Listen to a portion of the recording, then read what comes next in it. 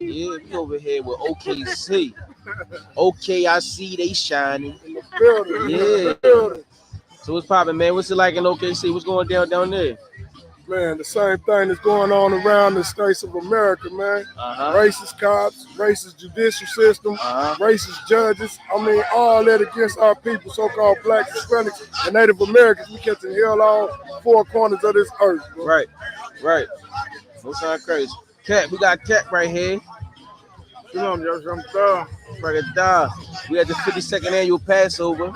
That's right. You know what I mean? ISUPK. Y'all speak on that? This Passover is like, being in the midst of COVID-19 and everything, and everybody, social distancing and everything.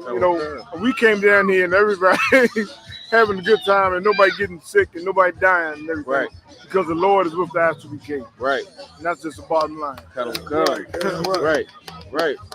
Yeah, but we here, man. We got brothers, man. All walks of life. I mean, we come in here. This is the only place you can find Bloods and Crips, master degrees, people that been in the streets, drug addicts. You know what I'm saying?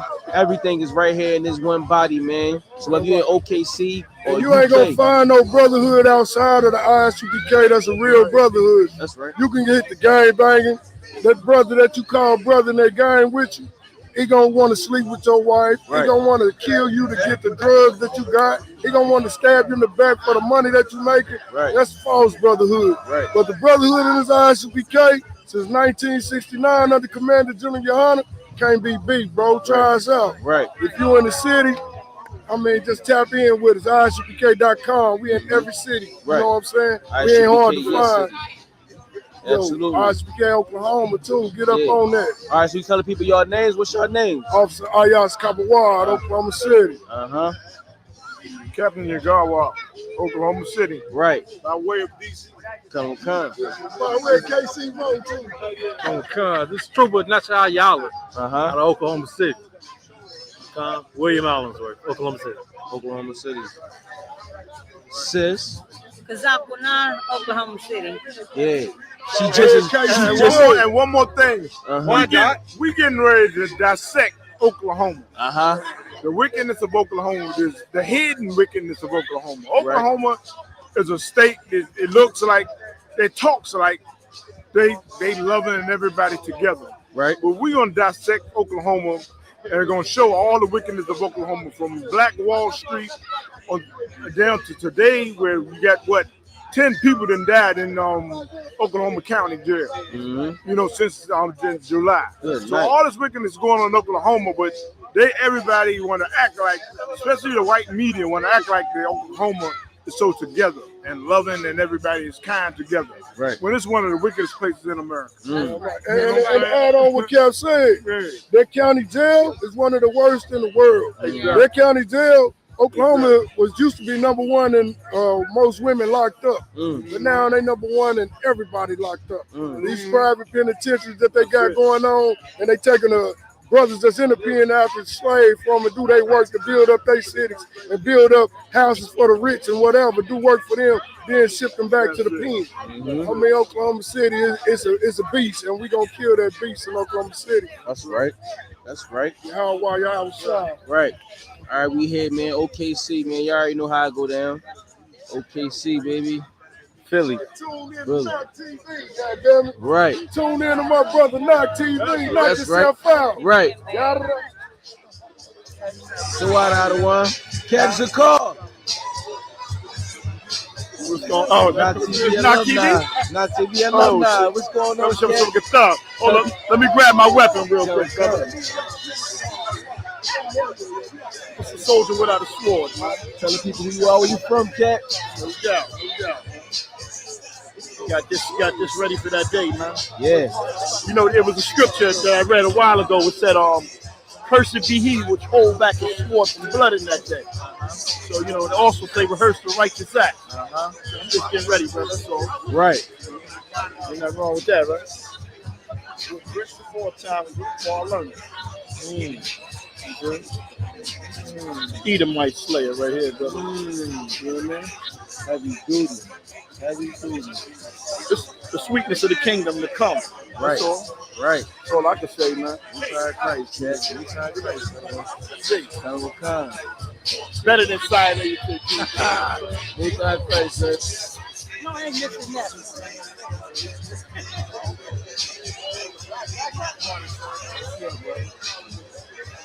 Knock TV, what's going on, Knock? Man, what's going on, man? Yeah, I've been drinking pineapple wine. Pineapple wine. It's an experiment right here. You ain't got nothing in your cup? I got something now. You know what's funny? I've been screaming all week to grab the Buchanan. I said 15 or 18. Yeah. Well, you got a cup now. You got a cup now. The water, Knock TV always. Thanks, guys. We really appreciate it. You guys are saviors. This is it. Yup. They don't give a fuck about this. This is the place they just Regardless of the people that strung out, right? We're hungry and cold. yeah. There's functioning businesses. Yeah. There's working men and women that take the temperature. Yeah. This is how the politicians deal with their people. Right. And then they go to church on Sunday. Yup. We out here today. We got a chili theme, chili in Philly, because it is very chilly, and we have chili rice. We got coffee off to the side. We got dinner rolls, water. I think some snacks back there. We put something together for the people. Kept it kind of simple this time, but we still doing it big. We still put out a lot for the people today out here in K&A, and they need it, and they're gonna get it from the ISUBK. We had the food giveaway in the freezing cold doing the work, man.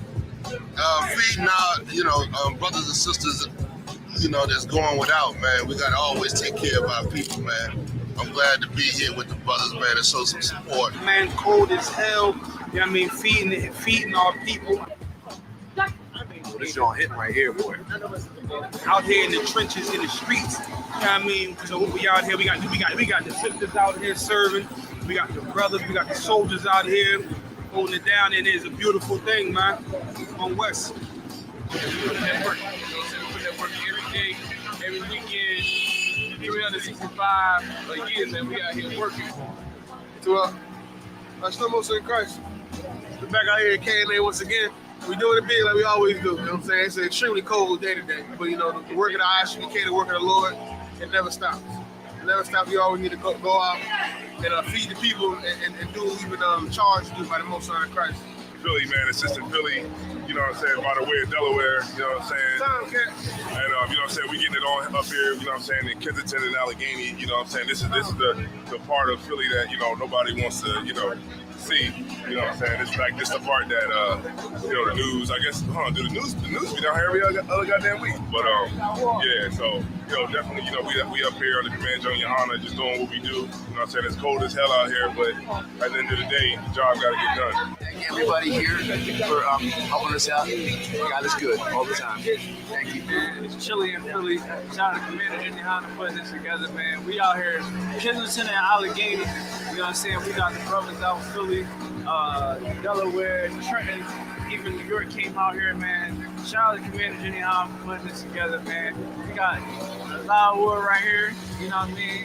He always on the scene. Listen, if you're not watching Knock TV, man, you're tripping. Out here at K&A, Kensington and Allegheny, you know what I mean? Making sure that we're feeding the people, you know what I mean? The folks that need it, and the folks that don't need it, you know what I mean? It's cold out here, man. And we're getting a taste of what they go through every day, you know what I'm saying?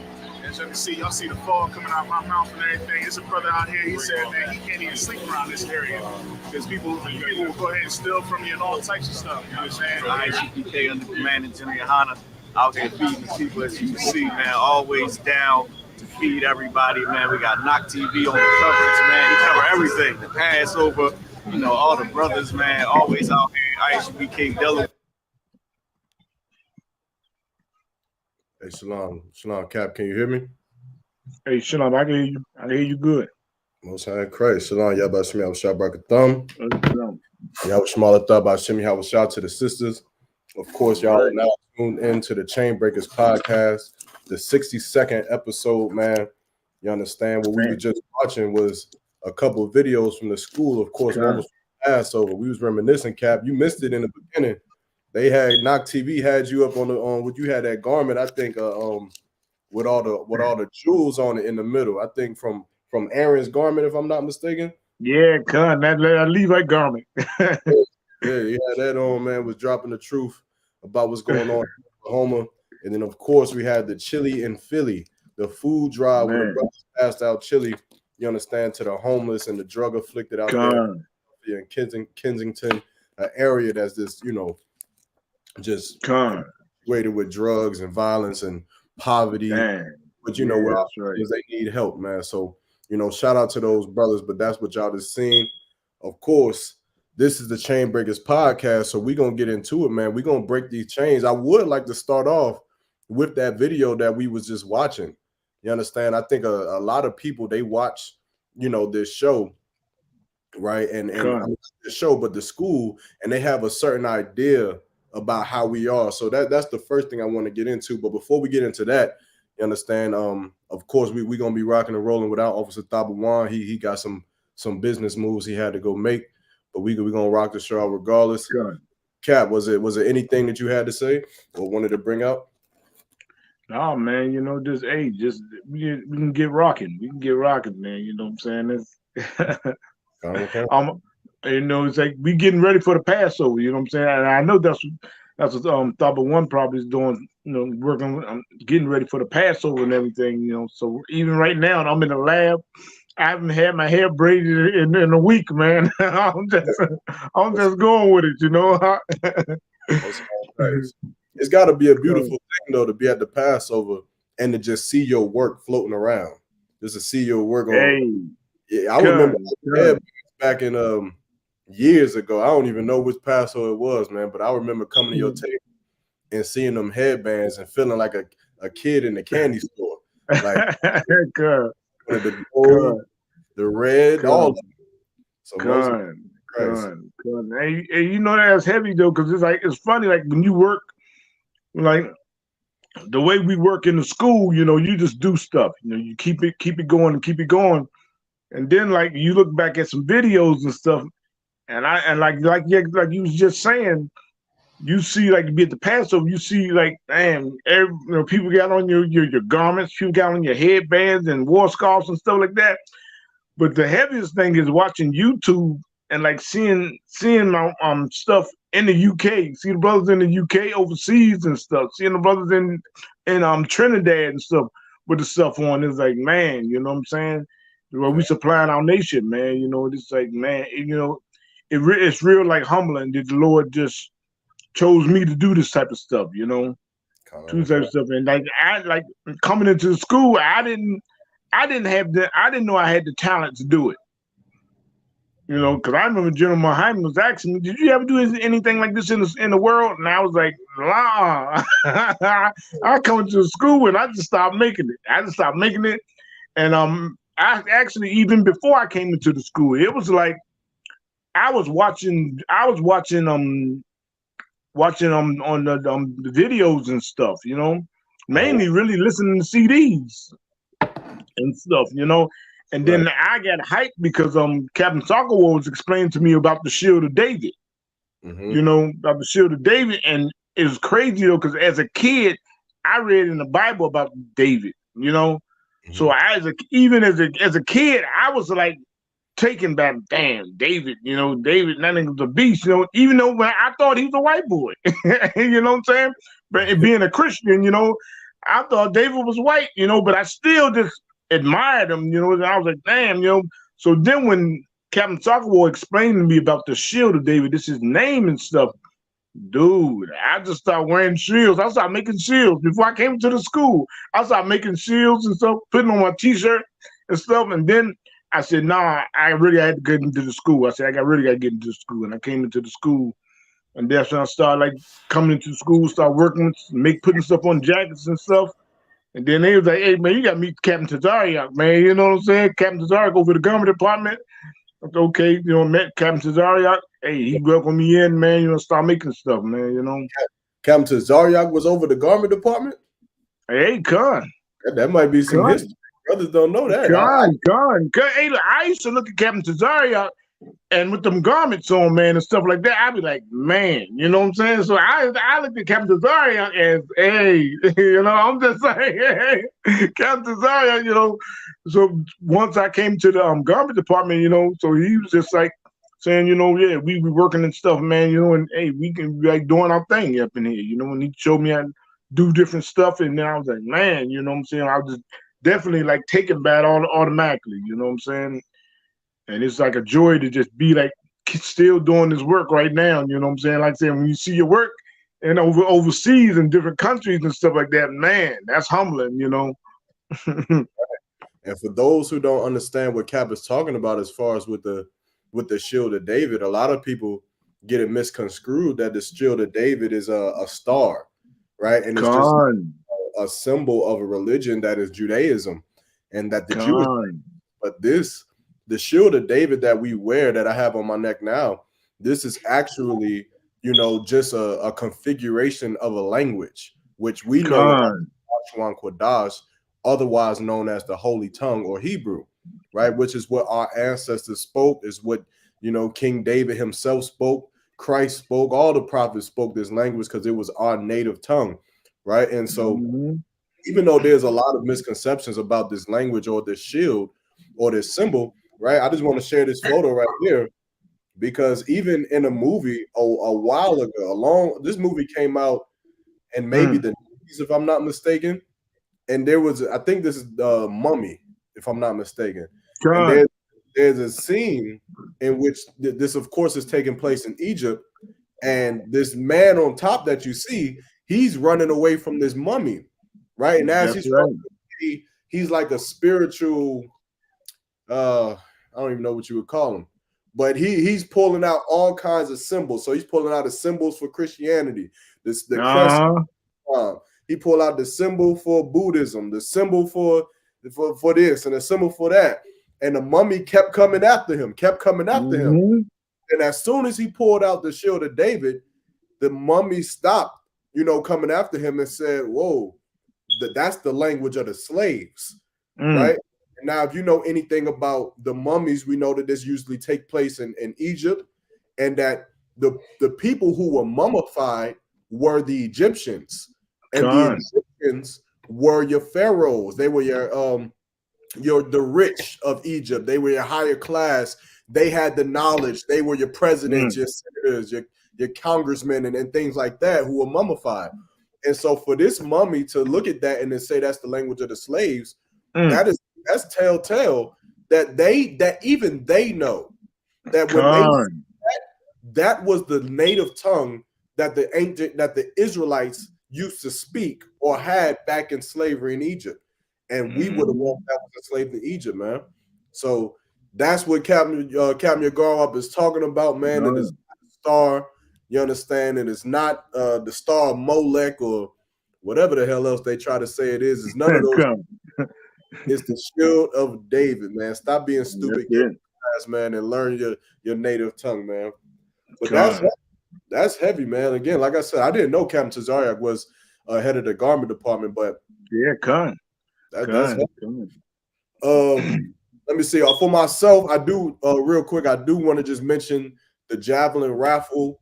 We will be doing the raffle next Friday on the 16th, if I'm not mistaken.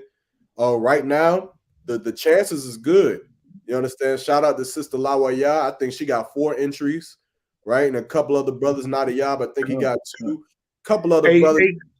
Salaki, I ain't mean to cut you off, but when you say that it's the deadline coming up, it's gonna be next Friday. Okay, next Friday. Okay, I still got time. I'm gonna put me some entries in, man. You know what I'm saying? Let's put me some entries in, man. You know. Right now, it's the odds are in everybody's favor. So, definitely send the raffle again. If you was participating in the raffles before and you did not win, then if you send in a raffle this time, then you'll get those raffles again. Now, obviously, we may have to configure some things. Right, I've already had to do this because the last raffles was only $1. So, I might do it to where, like, if you have 15 raffles, then you'll get 3 raffles for this one because this one is $5 raffles. And and we're gonna do it like that. So just bear with me. And again, if you don't win this time, you keep your raffles, and it'll go to the next raffle that we'll have. I'll probably have one more before the Passover, because I'm coming out with something exclusive. Shout out to Captain Katazai. He hit me up. He needed something exclusive for the All Black Party.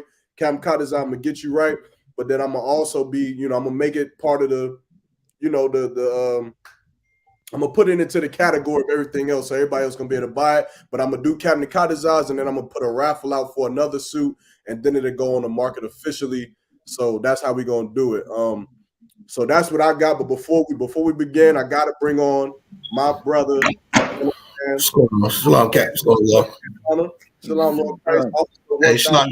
What's going on? What's going on? How y'all living? Looking good. We all right, man. Yeah. What's up, Cap? I see y'all. What's going on? All right. What Tabuan at? Tabuan handling some business, man. Tabuan on the way to the moon, man. But we rocking and rolling either way. We gonna hold it down. Yeah. Me and Cap was we were talking about a couple things before you came in. First, we were talking about the garment department, and I know Kawal, you done kind of stepped into that lane too. Is your career in the truth? Cap was just saying when he came in that Captain Tazariak was over the garment department. And right. He's seen this, I guess Captain Tazari seen the skill in Cap, and eventually that garment department got passed down. But we were talking about that, and then we were talking about the movie The Mummy. Have you seen this movie right here? I'm gonna share it one more time, see if you remember this movie. We was talking about the Shield of David here, and this scene in this movie, I think it's called The Mummy. That ring a bell for you, or you don't know? Yeah, I remember that. Yeah, that's crazy. I never noticed that part though. Yeah. So you remember the scene though, right? When he was pulling out all the cross, and then the moon, and then the different gods, But then when he got to that one, the mummy stopped chasing him and was like, said something, but it translated to the language of the slaves. So that's fire. I never even caught that, and I watched it when I wasn't in the truth. I think that came out like the early 2000s. I wasn't in the truth then, I don't think. But that's crazy. Who directed that? Who directed that movie? I'm not sure. So we can find out. Yeah, we got to find that out, because that dispels. Even though it's a movie, it's fictitious. However, that little tidbit could dispel a lot of that nonsense of these blackity black dreadlock weed smoking dummies who claim that them stupid monkey meat eating Egyptians made the pyramids. It was the Jews made the pyramids. Israelites. So it was no Africans. Then we were in captive slavery, and that also adds to the Babylon Timbuktu, the Bible, and everything UPK been saying forever. Right. So I want to find out about that. It's Stephen Sommers, right? The Mummy is a 1999 American action adventure film. Yeah, 99. That's right. Yep. Stephen Sommers, right? Best known for big budget action movies such as Mummy Returns and Van Helsing, G.I. Joe, Rise of Cobra. Yeah, so that was his work, and so it's so amazing, right? How much trash we get when we tell y'all that this is not a star. This is just a configuration of a language. And they put the symbols of the language and putting them together. And that's how you got Dawada. Right. King David. And Salakia, it's so crazy because I can remember seeing that movie in the world while I was in the world, and that part meant nothing to me. Yeah. It meant nothing to me. I didn't even pick it up. I mean, of course, you would never pick it up. But it shows you how destroyed we are, that we only pick up things like that. But when I came into the truth, I seen this movie over, and I was like, damn. I was like, just, man, look at that. You pick up on it because it's the knowledge that I gained being in the truth. But if you're not in the truth, I feel sorry for the brothers and sisters that are still in the world, and they won't even pick up on stuff like that. They don't even know what it's about. Damn. Right. Yeah, that's heavy. This was heavy, man. So when I seen it, I definitely had to screenshot it and bring it to the show, man, because it's just crazy how the oppressor, he'll put the truth right in front of your face. But no one ever goes to him and says and boycotts Stephen Sommer and says, no, that's this is anti-Semitic. That is not the language of slaves. That's the star. You understand? That's the symbol of Judaism. No one ever goes to them and say that, or they don't say that that's the star of Molech, or none of that. But of course, the school of UPK, you're right, always get the slack for these things, which in a way it brings me to the next thing that I wanted to go over, which was the video that we played in the beginning, right? The video of the brothers in Philadelphia who did a food drive and deemed the food drive chili in Philly, right? To play on words, because of course it was cold in Philly and they was handing out food, right? And so I just want to play a little bit of this video real quick. We pretty much watched it, but I'm gonna just do a quick snippet right here. Now the community, how I'm putting this together, man. We got Loud Wood right here. You know what I mean? You know he always on the scene. Listen, if you're not watching Not TV, man, you're tripping. Out here at KLA, Kensington and Allegheny. You know what I mean? Making sure that we're feeding the people. You know what I mean? The folks that need it and the folks that don't need it. You know what I mean? It's cold out here, man. And we're getting a taste of what they go through every day. You know what I'm saying? As you can see, y'all see the fog coming out my mouth and everything. There's a brother out here, he said, man, he can't even sleep around this area. Because people will go ahead and steal from you and all types of stuff. You know what I'm saying? IGPK under command of Jimmy Hanna out here feeding the people, as you can see, man. Always down to feed everybody, man. We got Knock TV on the coverage, man. He cover everything. The Passover, you know, all the brothers, man. Always out here, IGPK Delaware, doing it big, man. Big shout out to y'all for coming down here, doing the chili in Philly with us, man. You know, man, always helping out, always available, man, always down. So I stopped it right here for a reason. I want to see if one of you brothers pick up on what I'm putting down. Oh yeah, we always get slack. We get slack about the star. We get slack about multiple wives. We a hate group. We the Ku Klux Klan. But yet here's a video from the ISUPK. The chili in Philly, feeding the people of Kensington, Philadelphia. I just want to know. I want y'all, brother, see if y'all can take it away and see if y'all don't get it, then I'll let it come back to me and I'll dig it out. But you know, what I see oppressors out there. That's right. Damn right. You own it. Yep. I see oppressors out there. You know what I'm saying? Oh, we're a hate group, all right? You know, the Southern Poverty Law Center say we are a hate group. We hate white people. We do this and type of stuff. I see white people in line getting clothes and food. You're right, Cap. Because if that was a Ku Klux Klan, that Christian organization called the Ku Klux Klan, it would be no Puerto Ricans, no Negroes, no dogs allowed in that line. No Mexicans. They had a sign put up. They're a real hate group. And like that documentary that was shot that y'all did so beautifully, executed it so well, Cap, out there in Oklahoma when that oppressor came and did that documentary and won that movie and won that competition back a year or two ago. It was heavy what the officer was saying. You know what I'm saying? What you were saying, the officer was saying about how we even feed the so-called white society. We clothe white society. It don't matter if you're Chinese, Japanese, if you come to the UK for help, and we're giving out this stuff, you could get in line too. That's right. You know what I'm saying? You know, this is what it is. I've never seen a heathen turned away. Not in my time in the truth. I've never seen a man above me say, "Get out this line." I've never seen it. You know, this to me is like the combative to everything that they say bad about the Israelite school of UPK.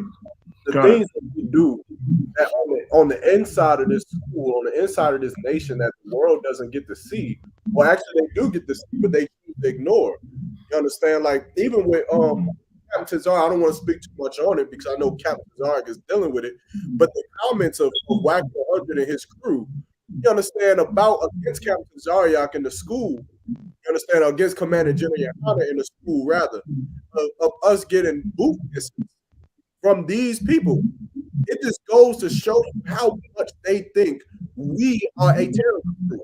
How much they think we're a terrorist group. And it's such witchcraft to believe that the same men that is behind these tables feeding these white people, feeding these heathens, exactly. It doesn't correlate to me how those people are a hate group. Now, at this table, imagine if a white person wants to say, you know what, I apologize for the things that my ancestors did to your ancestors. Exactly. It's your ancestors. Like, we got to stop being remedial. We got to stop believing that all the bad things that happen to black people somehow has vanished, somehow has disappeared. In 2024, there's going to be somebody's mother, right, who is alive and living right now. And she's breathing and going to work and filing her taxes. She's trying her best to be a good woman to raise her children. That black woman right now, who doesn't know it yet, her son, her 16-year-old son, 17, 18, whatever, is going to be targeted by some racist white police officer. And that white police officer is going to target that boy, and he's going to unalive him for no reason. And it's going to happen this year. It's going to happen. And then that woman is going to bawl her tears out of her eyes and sadness for her son. Why? Because that type of thing should never happen. Why does it happen? Because racism still exists. Because prejudice still exists. Because all of the things that happened 400 years ago, 300 years ago, 200 years ago, they still happen to this day. But of course, we catch all the slack because of a white person who wants to, say they are sorry for the crimes that they have committed and that their people to this day, man. You understand? And that's what WAC 100 has to understand, that the real terrorists are them. They're the real. You shouldn't be worried about white people on their knees kissing the boots. What you should be mad about is white police officers who's going to kill your sister's son. That's who you should be mad about. Right. And like I said, I got a lot of things I could say. Brother, y'all say it, but I know Captain Tazariak, I know he's handling it. So I'll yield on it. But for you're right about that. You're right about that. You definitely on point about that, about your way, because that's Captain Tazariak, he's dealing with it and everything, you know what I'm saying? But it's like, I'm looking at people, we gotta stop being ashamed of being thought of being racist. Right. People, I mean, a lot of black people, they just like I said, even like I said, if somebody like the Southern Poverty Law Center say we're racist, I don't give a damn. Right. I'm not gonna be there like trying to fight. Oh no, I'm not, and being ashamed of being thought of racist. What's been done to us as a people by oppressors? And now you gonna tell me I'm gonna be ashamed of? Oh no, man, they think I'm a racist. No, think I'm a racist. You can think whatever you want to think, but our proof that we are not just some crazy KKK, but black KKK or something. Look at the work that we do. Look at the work that we do. Like you were saying that they couldn't look. We couldn't get in a Ku Klux Klan clothes drive or food drive and get some food and clothes. Right. We can do it. They would kick us out. They might lynch us, Right. But I'm saying we sitting here feeding everybody. Look at that. Feeding everybody. Just like the scripture say, when the righteous bear rule. You know what I'm saying? Because this is what happened. Because we're righteous people. We don't sit there and turn anybody away when they wanted some food and some clothes. So it's so wicked for people to even say things. Look, you gonna look at a boot kiss and say, oh man, ain't that wrong? No, well, you wait till your house shot get here. Our king get here. A boot kiss is going to be something like, hey, they'll be wish they're getting a boot kiss. That's right. They'll be wish they're kissing the boots and stuff like that. You know what I'm saying? But it's like certain people just really don't understand what we're doing. You know what I'm saying? And Salakia, they really do understand what we're doing. Some people, but they just go on, and they don't want to go to the Bible. They don't want to the Bible because their demons know they'll get cut to piss. So they don't want to deal with the Bible, what the scripture saying, and what thus say the Lord say. They want to go with their own crazy mind, like we just doing off the top of our head. Everything we do is coming out of the Bible, and it's prophesied. It ain't no thing that we thought up in something or we getting fun about it, having fun on it. No, it's stuff that's prophesied in the Bible that it will happen. And it ain't nothing in that Bible, but the Bible says that God won't be mocked. He won't be mocked. There ain't nothing in that Bible there's prophecy in the Bible that won't be fulfilled. Everything gonna be fulfilled. And them kissing the boot is prophecy being fulfilled. And they can just take it whatever they want to, whatever way they want to take it, but it's prophecy being fulfilled. You know what I'm saying? I yield on that, brother. Sir, and that's heavy. You pulled the scripture. I had it locked and loaded in the chamber, ready to go. Right? This is Proverbs 29 and verse 2. When the righteous are in authority, the people rejoice. But when the wicked bear the people mourn. So, you know, and it's insane how we can't get this small concept. We look at, you know, all across the world, they talk about global warming, global hunger, global disease pandemic, epidemics, murder rate is so high, homelessness is so high. All of these things, the earth is in warning, you understand? But we never look at who is in charge of these things. You know what we decide to look at? We look at our mothers and our fathers in the Black community. We look at our uncles and our aunties. You know, we look at each other. We look at each other and we say, oh, the wall is the reason. You know, Captain Yaguarwap is the reason. You understand? Because they no good, dirty, you know, brothers. No, well, I'm gonna say it real. They say they no good, dirty niggas. You understand? When the Bible says that when the righteous are in authority, the people rejoice, but when the wicked are in authority, the people mourn, man. That's the reason why we're going through all of these terrible times, these terrible things that we go through, because there's a terrible people that is ruling over us. You understand? When y'all see them brothers, man, passing out food, y'all better stop thinking so right about that. Because those brothers passing out food are absolute slaves, man. They slaves. Them brothers, I seen that video right there. And I seen a number of brothers who I've spoken to personally who have had issues with this, you understand, with financially in this world because Esau is the devil that the Bible speaks of. And just being able to know that I know that these brothers are struggling, trying to live and trying to make ends meet, and then to see them on this video passing out food in the dead of winter in Philadelphia. God. There is no way in hell you say that the ISUPK is not the home of the truth. That's right. There's no way in hell that you say that we are not the solution for everything bad that is happening to us across the world, especially magnified in America. This is the truth, and this is the solution. You understand? And Officer Thomas out of Texas said that, you know, a tree is known by its fruits. You damn right. You know the tree of the ISUPK because of the fruit of the work that the brothers produce in the truth, man. And what we've seen out there in Philadelphia is the fruits. Wall, you have something? Oh, you now go ahead, brother. So that's what I wanted to, you know, talk about that a little bit for, man. Is just to, you know, start dispelling this myth, because there was my chart came to me, I guess on TikTok.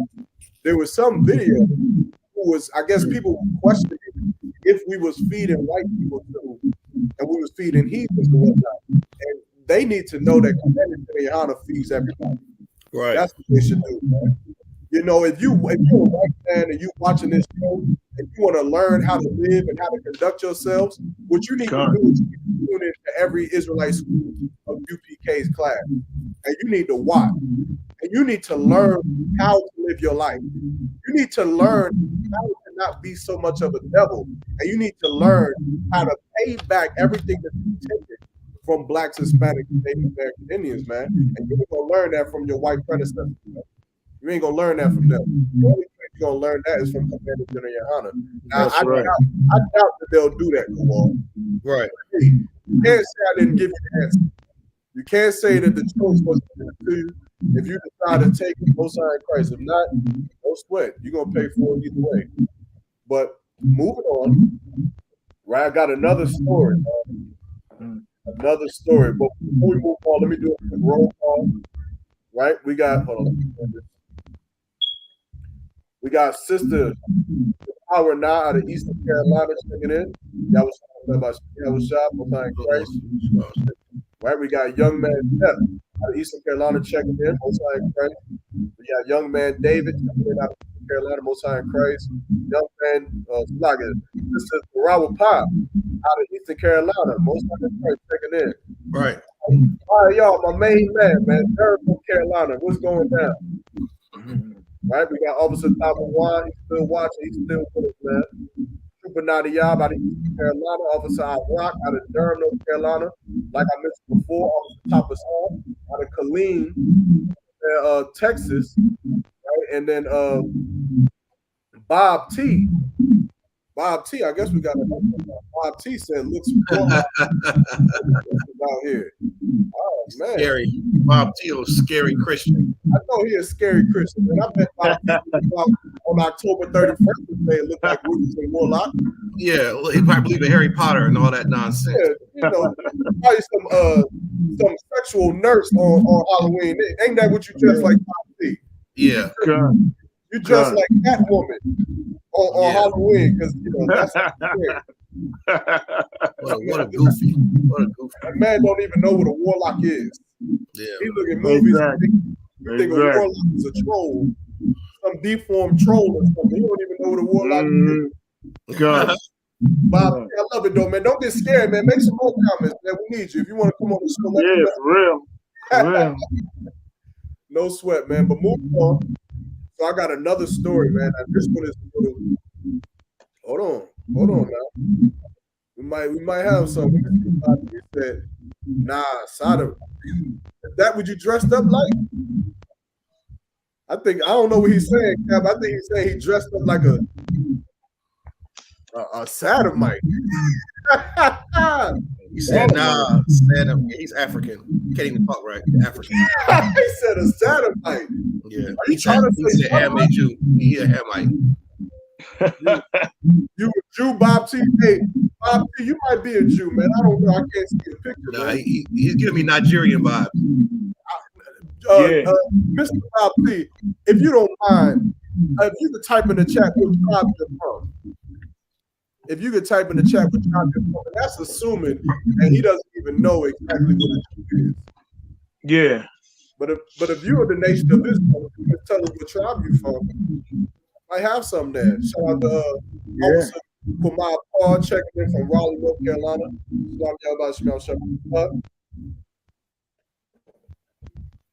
Bob T, I'm gonna give you a second. I'm curious. And here's the thing, man. There's over what? I just looked it up not too long ago. There's some outrageous number of Christians, right? And Buddhists, Hindus, Jewish. There's some outrageous number of all you religions that are out there. Y'all need to come up and start standing on the cause, man. If we don't have the truth, call into the show. You understand? It's not like you don't have the numbers. You have the numbers. You should be able to call into the show. You understand? And speak your truth and whatever it is that you need to do. Right. Yeah. And Salakia, you know, Mark. But this is why we say no cowards, because we're not afraid of somebody coming up, you know, questioning us, you know. So don't be a coward. Don't be a coward out there. Come on, you know, come on, step on up. You know, talk the smack that you want to talk about us being Jews or whatever. You know what I'm saying? If you want to debate it, just come on and step up. Damn right. Step up, you know. But I understand it. You know, it's hard for people to come up against us because we like I said, we are not afraid of what you have or the knowledge you have, because we know we got all the knowledge of what we speak and about the Bible. Right. But they are afraid of, wait a minute, I might know as much as they know. You know, so that's what you're afraid. So, you know, whatever, you know, you're gonna be that online person just making little wise cracks every now and then. You know what I'm saying? Who gives a damn? We got a couple comments. Let's see. Okay, say people from the tribe of Levi. Okay. Yeah, I wonder how he knows that. I know he didn't open the Bible up and just point out Levi. I wonder what sign he used to identify he was from the tribe of Levi. You knew I was wonder going what to it. school did that sign come from? I wonder what school did the research to find out what a bulk of the Israelites were for this goofy to know what tribe he was from. I wonder. I know he didn't open the Bible because the people in Haiti don't even think they're that unless they come into the school or taught that. Yeah. Hey Bob. Hey, Bob. Kowal is he at your neck. You said we barking up the wrong tree, but Kowal is at your neck, and he got a couple questions. Mm-hmm. How did you find out that you were from the tribe of Levi? Now back here, it is very clear how the hell any of you found out that you was from the tribe of Levi, or from the tribe of Judah, or from the tribe of Manasseh, or Gad, or Asher, or Naphtali, or Issachar, or any of the tribes. Right. We know, or Ephraim, we know how you found out. But how did you find out? Yeah, How Bob. did you know? Bob. I got a theory, Thop. I got a theory, Kowal. I believe that this person, he looked on some sign. Yeah, he did. He didn't make. No, he didn't. He didn't. He had no part in making this sign. He didn't even know where to start. He read the Bible like every other Christian read the Bible. He went on Google. He typed in 12 tribes of Israel. Mm-hmm. And he seen different signs that said Ephraim, Puerto Ricans, Haitians, Levi, Negroes, Judah. And he looked at that and he said, well, I'm a Haitian. Yeah. So I must be from the tribe of Levi. I must be. You took that information and you came up on this show today and you stood with your chest out and said that you from the tribe of Levi. Did you find that out on your own? Or did you learn that from the very people that you talking to? Go ahead. You learned that from the very people you speaking to right now. Okay. The very school that created the sign, not pushed it, not influenced the sign throughout the earth, but quite literally created the goddamn sign. Created it from nothing. From nothing. There was no 12 tribe chart. There wasn't one. There was just the knowledge of the Bible and that we were Hebrew Israelites, or rather Israelites who speak Hebrew. But of course, the heads of this school, of the Israelite school of UPK, years ago, you understand, created this sign based off of the records and the studying of the scriptures, something that you don't want to do, something that you'll never do. You won't take the time out. Who was the brother, man? It wasn't Marshall. It was Arya. High priest Arya. High priest Arya, who fell down an elevator shaft. That's right. He fell down an elevator shaft and broke his legs. Mm-hmm. And as he broke his legs, he was in a wheelchair for years, right?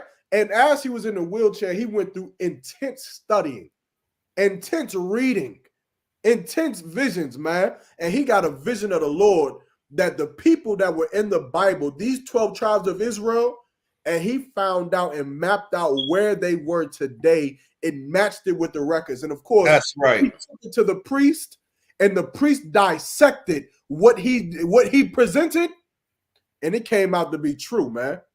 It came out to be true that the Judites were the Negroes in America. That's right. It came out to be true that the Mexicans were the Issacharites in Mexico and here in America.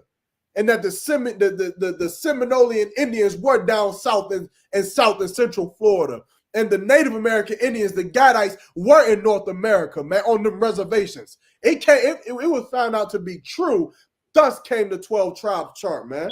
That's right.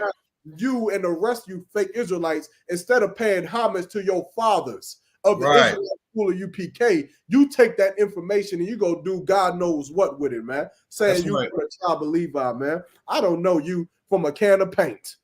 And you ain't talking nothing slick to a can of oil, boy. You better come do your 90 days in the Israelite school of UPK if you want to be from the tribe of Levi. If not, you just some stranger out. You ain't nobody. You better find that out and find it out quick. You understand? Now he said the only way I found in my existence is to be true, who I am is searching God that I am, a Jew outwardly and inwardly. Yo, you a fool, Lock. Yeah. You a fool. he said he searched out God. We search out God. It's funny he's searching out God through books and literature and signs that other men created. Mm-hmm. So God's not talking to you. You need to shut up and learn from men that the Lord does speak to. You're not doing any work. You're not coming up with no book. You're not doing any research. You're searching for it. You're on Google. You listen to Alex Jones. That's why your dumb self came here telling us some witches and warlocks, because you seen the Magan Dawadah in the background. You got all spooky in your hands. You got all scary because you watched The Exorcist. You believe in ghosts and goblins. You like Officer Yarmouk said, get your butt in class. That's right. Yeah, what you got? That's right. That's right. You know, it's crazy when you hear them people talk like that. You know, they don't. You know what I'm saying? They don't really. It's sad because he said he searched out God. I guess he searched out God the same way I did when I was in the world. Right. You know, and when it was just a ball of confusion. That's real. And see, that's where all the brothers and the sisters of the ISUBK, we were once in the world too. You know what I'm saying? And a lot of us went to the Christian church and tried to find the Most High, tried to find the truth of the Bible. Right. But all we got was Christianity. You know, all we got was Christianity and a bunch of foolish talk and lies on the Bible. Right. You know, so when you come and say you searched out God, if you're not nice, you became Junior Honda, you are searching where? It's like you just in the middle of the ocean and you just and you like dog paddling. I don't know, you just treading water. You ain't going nowhere. You ain't going nowhere, you're not gonna get no truth. You know what I'm saying? Right. I yield with that, brother. Damn right. Damn right. And his comments, he said, the Most High opened his eyes. Well, why are you on this podcast for a reason, brother? If that's the case, you really believe that, then you're on this podcast right now. Go ahead, get your popcorn, get your notepad, and take notes. And if you got something to chime in, go ahead and chime in. You understand? But you right here with us. You in that Freak Nasty Christian Pastors podcast right now. I'm pretty sure there's a lot of podcasts that you can be looking at on YouTube right now, but you right here with us. Hey, I would even say this, Bob T. If you want to join in on the show, type in your email and I'll send you the link. There you go. I want to talk to you personally. You understand? I don't like all the chat. Before the scripture, that's Ecclesiasticus, right? It says Ecclesiasticus 22:14. Says, what is heavier than lead, and what is the name thereof? Oh, fool. Do you even understand what that's talking about? He has no clue. Do you even know? Or you just trying to call us fools, right? The same people who taught you that you was a Levite. We the fools now. I don't know, Bob T. I'm inviting you on to the show. If you want to come on, man, but that. You understand? Right. Let me see. He said, I do search scriptures. God opened my eyes. What is that? He's for the scripture. The Hebrew Israelites is a race. All of you are fools. Brother. Brother, you shooting yourself. How was Hebrew Israelites a religion for one? And the fact that you said is race-based, you just shot yourself in the foot because is the Israelite a race of people? Just answer that, Bob T. Is Israelites a race of people? You shooting yourself in the foot. God. Number one, Shalom, Lord Christ. ICBK 919, that's Durham, Bull City. Shout out to the Lord's 55th annual Passover. It's going to be held in April 20th in Durham, North Carolina, 2024. You're going to say, Most High in Christ, make sure you get your tickets, pay your Passover fee. It's going down. You understand? Maybe we might see Bob P out there if you're not too scared to come to the Passover. Who knows? Right? I was from Charlotte, North Carolina. Right? Let's see. And Salakia, what is the T stand for? Bob T. Bob Tarantino. I don't know. Bob Talmud. He said, I got to make sure I know what the devil is doing. I got to be up to date. Okay, Bob T, you gonna get on the show or not? You gonna hide behind your holy, I can't even say that word. What is that? Oh Lily. Holy. Damn right. Officer Rock, all of Israel is welcome to the Passover in Durham, April 20th. Again, if you need more information, you go to ISUPK Durham or ISUPK the website and get all the information you need for the Passover. Bob T, I'm by television. Most High in Christ. Bob T, I'm not gonna spend too much more time. You got to say something of substance. What is it about us that makes us devil? You understand? What is it about us that you don't like or that we teach that's not true? You understand? You seem to act like you know a lot, even though you don't. State your cause. Other than that, I think it's about time we go to the next story, Captain.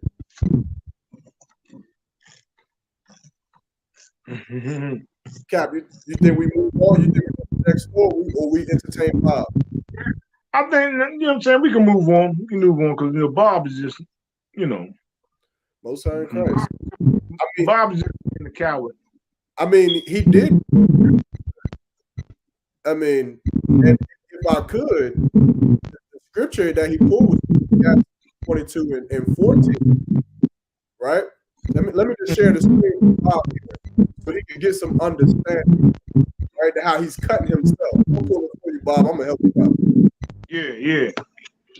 I'm gonna help you out, Bob. If you read verse 13, it says, "Talk not much with a fool, and go not to him and have no understanding. Beware of him, lest thou hast trouble, and thou shalt never be defiled with his foolery. Depart from him, and thou shalt find rest, and never be disquieted with madness." Wow. That's talking about you, Bob. It's talking about you. You understand? We didn't come to you with any question. You know why we didn't come? Because you are a fool.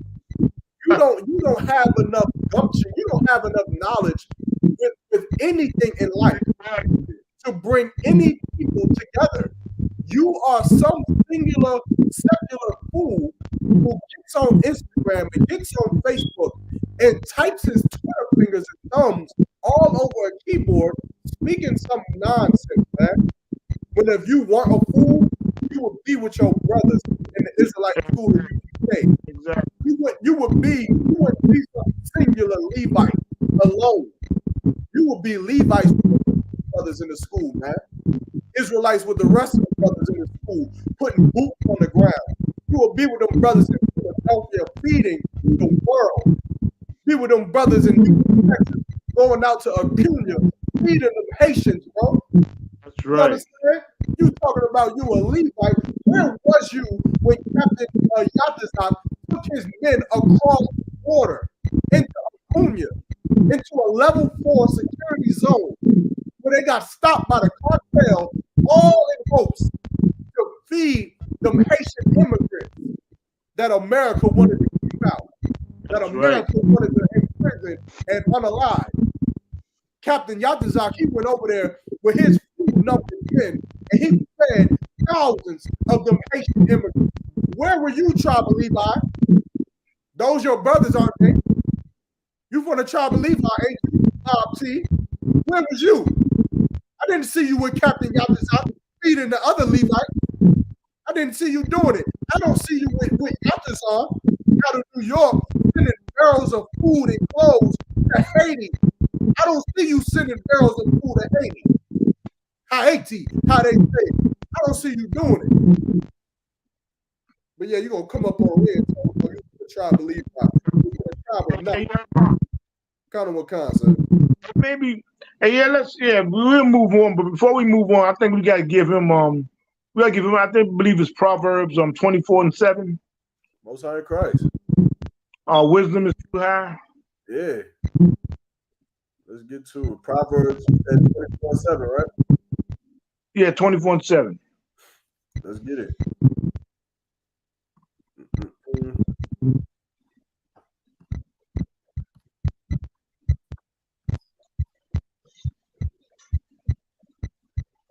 I got to read this. 24 verse 7. Wisdom is too high for a fool. He openeth not his mouth in the gate. That's saying wisdom is too high for a fool.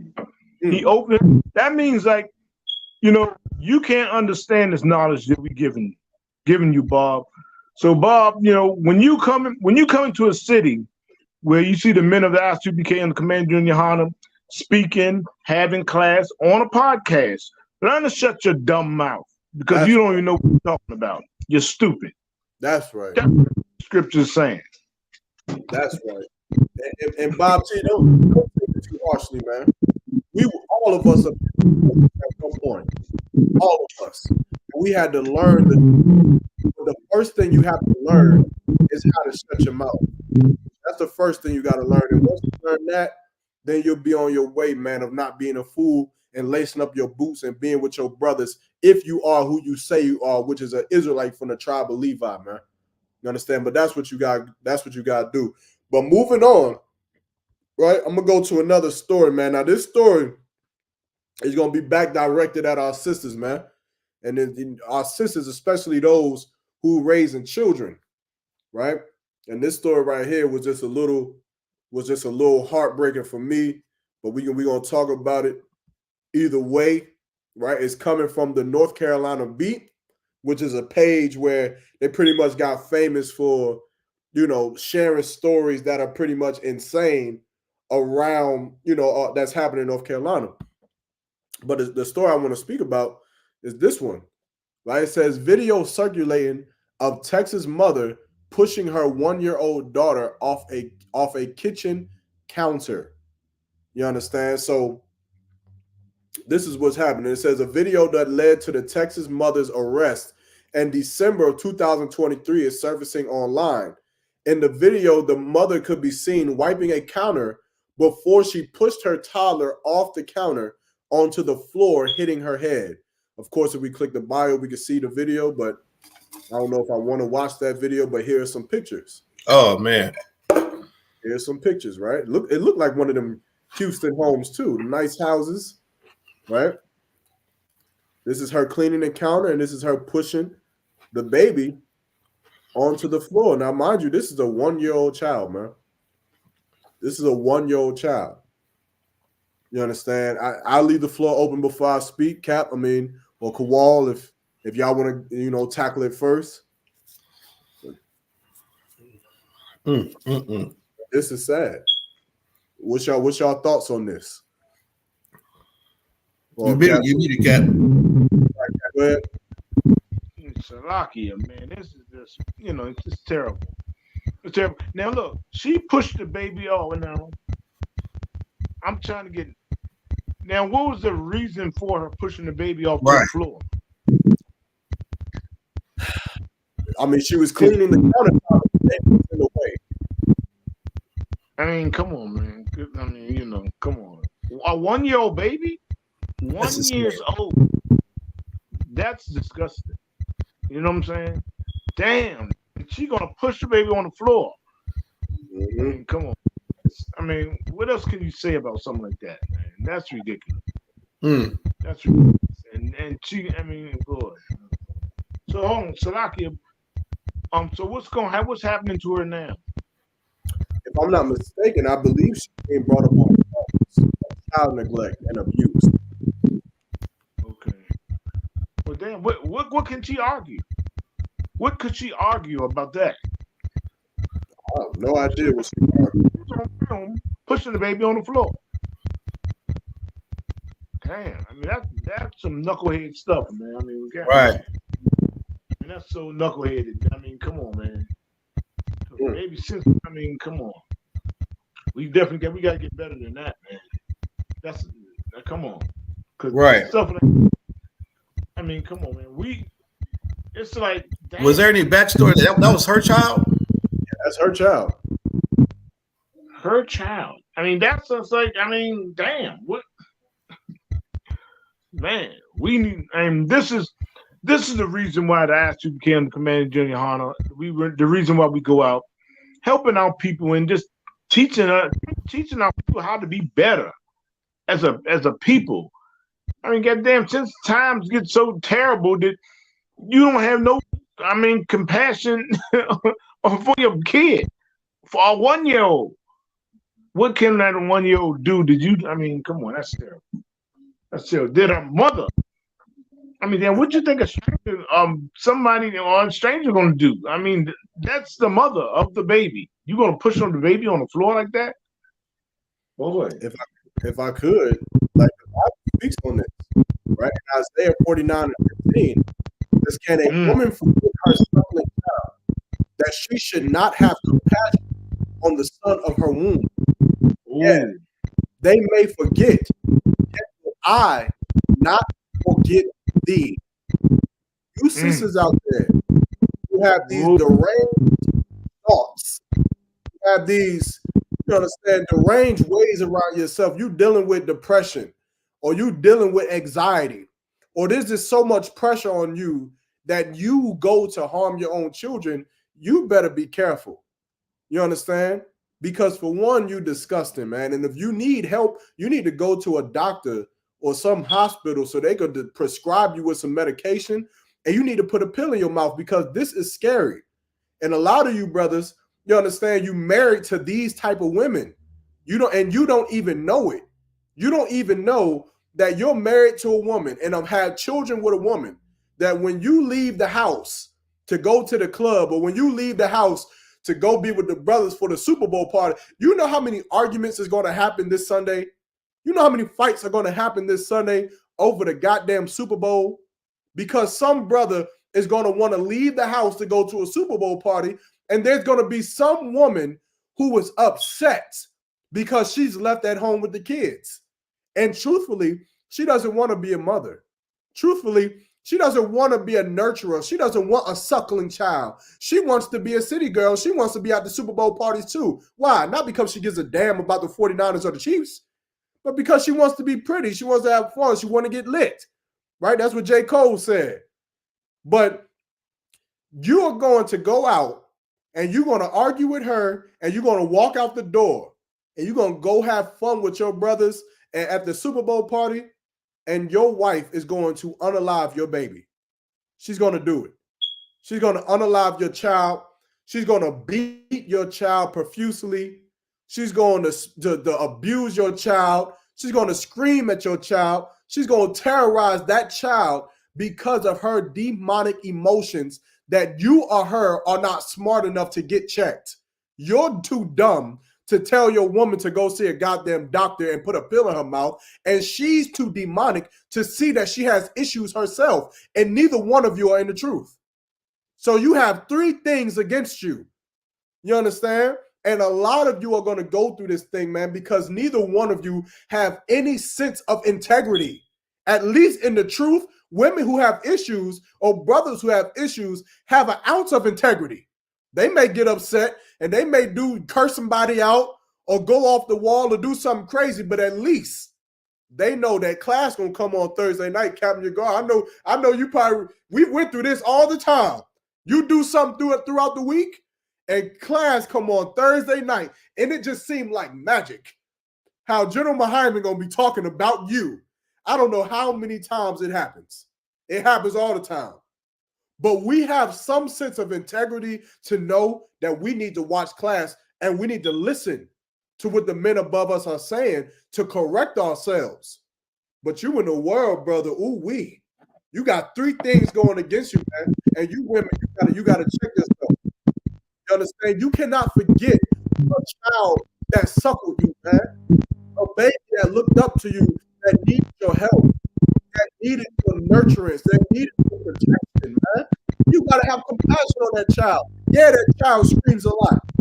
Yeah, that baby's always in the way, always making a mess. But so were you at one point. So were you. So were you. You were disrespectful just like your child is. You wanted milk and you wanted to eat all the time, cry, and make mess and doodle in your diaper all the time, just like your child is doing, man. But you got to have compassion on your child, and this is something that I've been studying this, okay? I'm studying right now to be a counselor. But as I'm studying, there's other things that I'm studying that's dealing with children, like the trauma, the syndromes that are accumulated by trauma.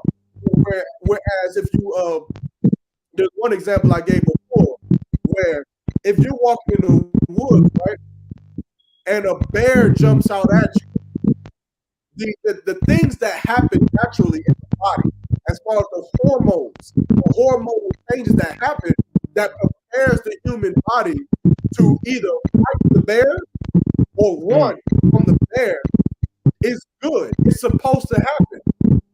But the way that the lecturer presented is, imagine if that bear is inside of your house every single night as a child.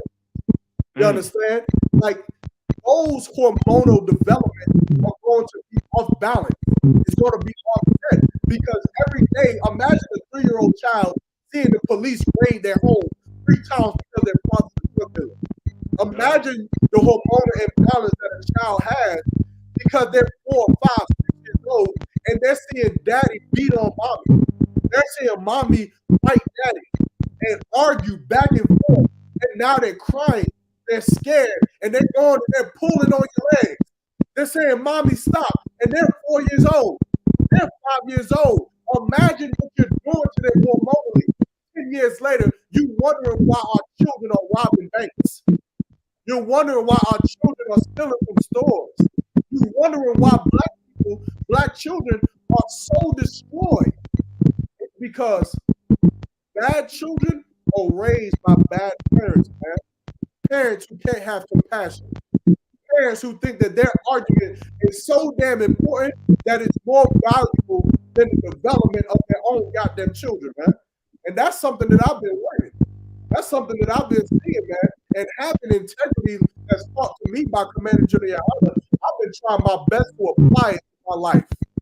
Trying my best to apply it to my children. Making sure that they don't see arguments. Making sure that they don't see hardship. Making sure that they can just be goddamn true. But a lot of us, man, especially you sisters, cannot control yourself.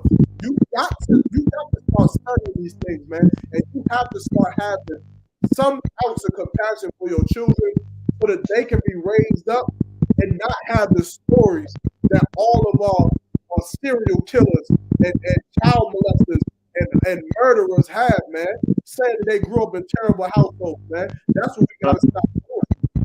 We gotta stop doing that, man. So, this sister right here, you gotta be better. You gotta be better. And any other sister who wants to story, learn from this. Don't let a second of Satan's attack cause you a lifetime of hell. Because that's what it'll do. That's what it'll do. And that's with your anger, that's with promiscuousness, that's with whoredom, adultery, fornication. Don't let a second of an attack from Satan cause you a lifetime of hell, man. You gotta be strong. Understand, Cap? You had something?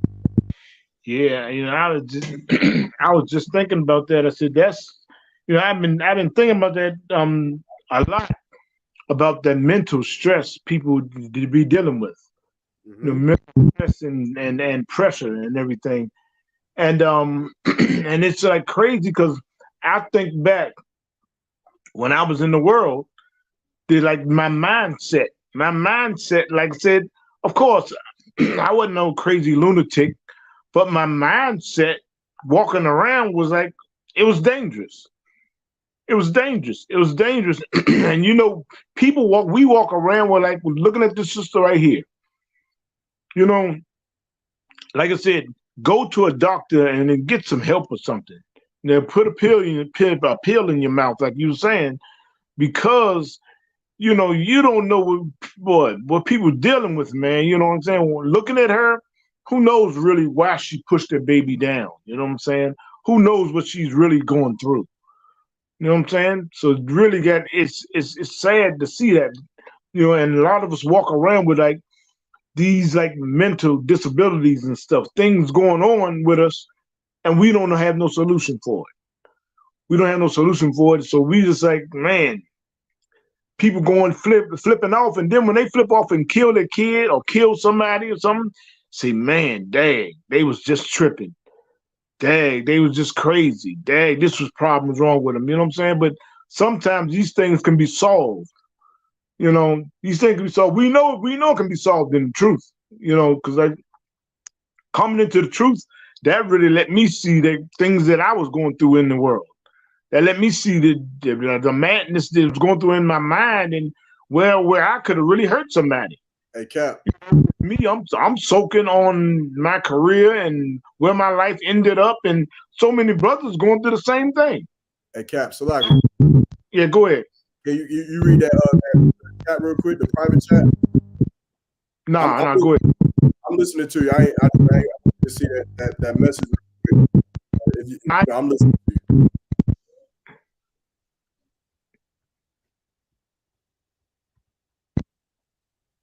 You good to go? Come. All right, come. But you continue, Cap. Okay, no, I thought you putting something else up. Nah, la. You hold it down for like 60 seconds. Okay. All right, yeah, but no, I was just saying that, like the mental, where we are mentally, you know what I'm saying? It's like a lot of us have mental problems, and we don't even know we have mental problems.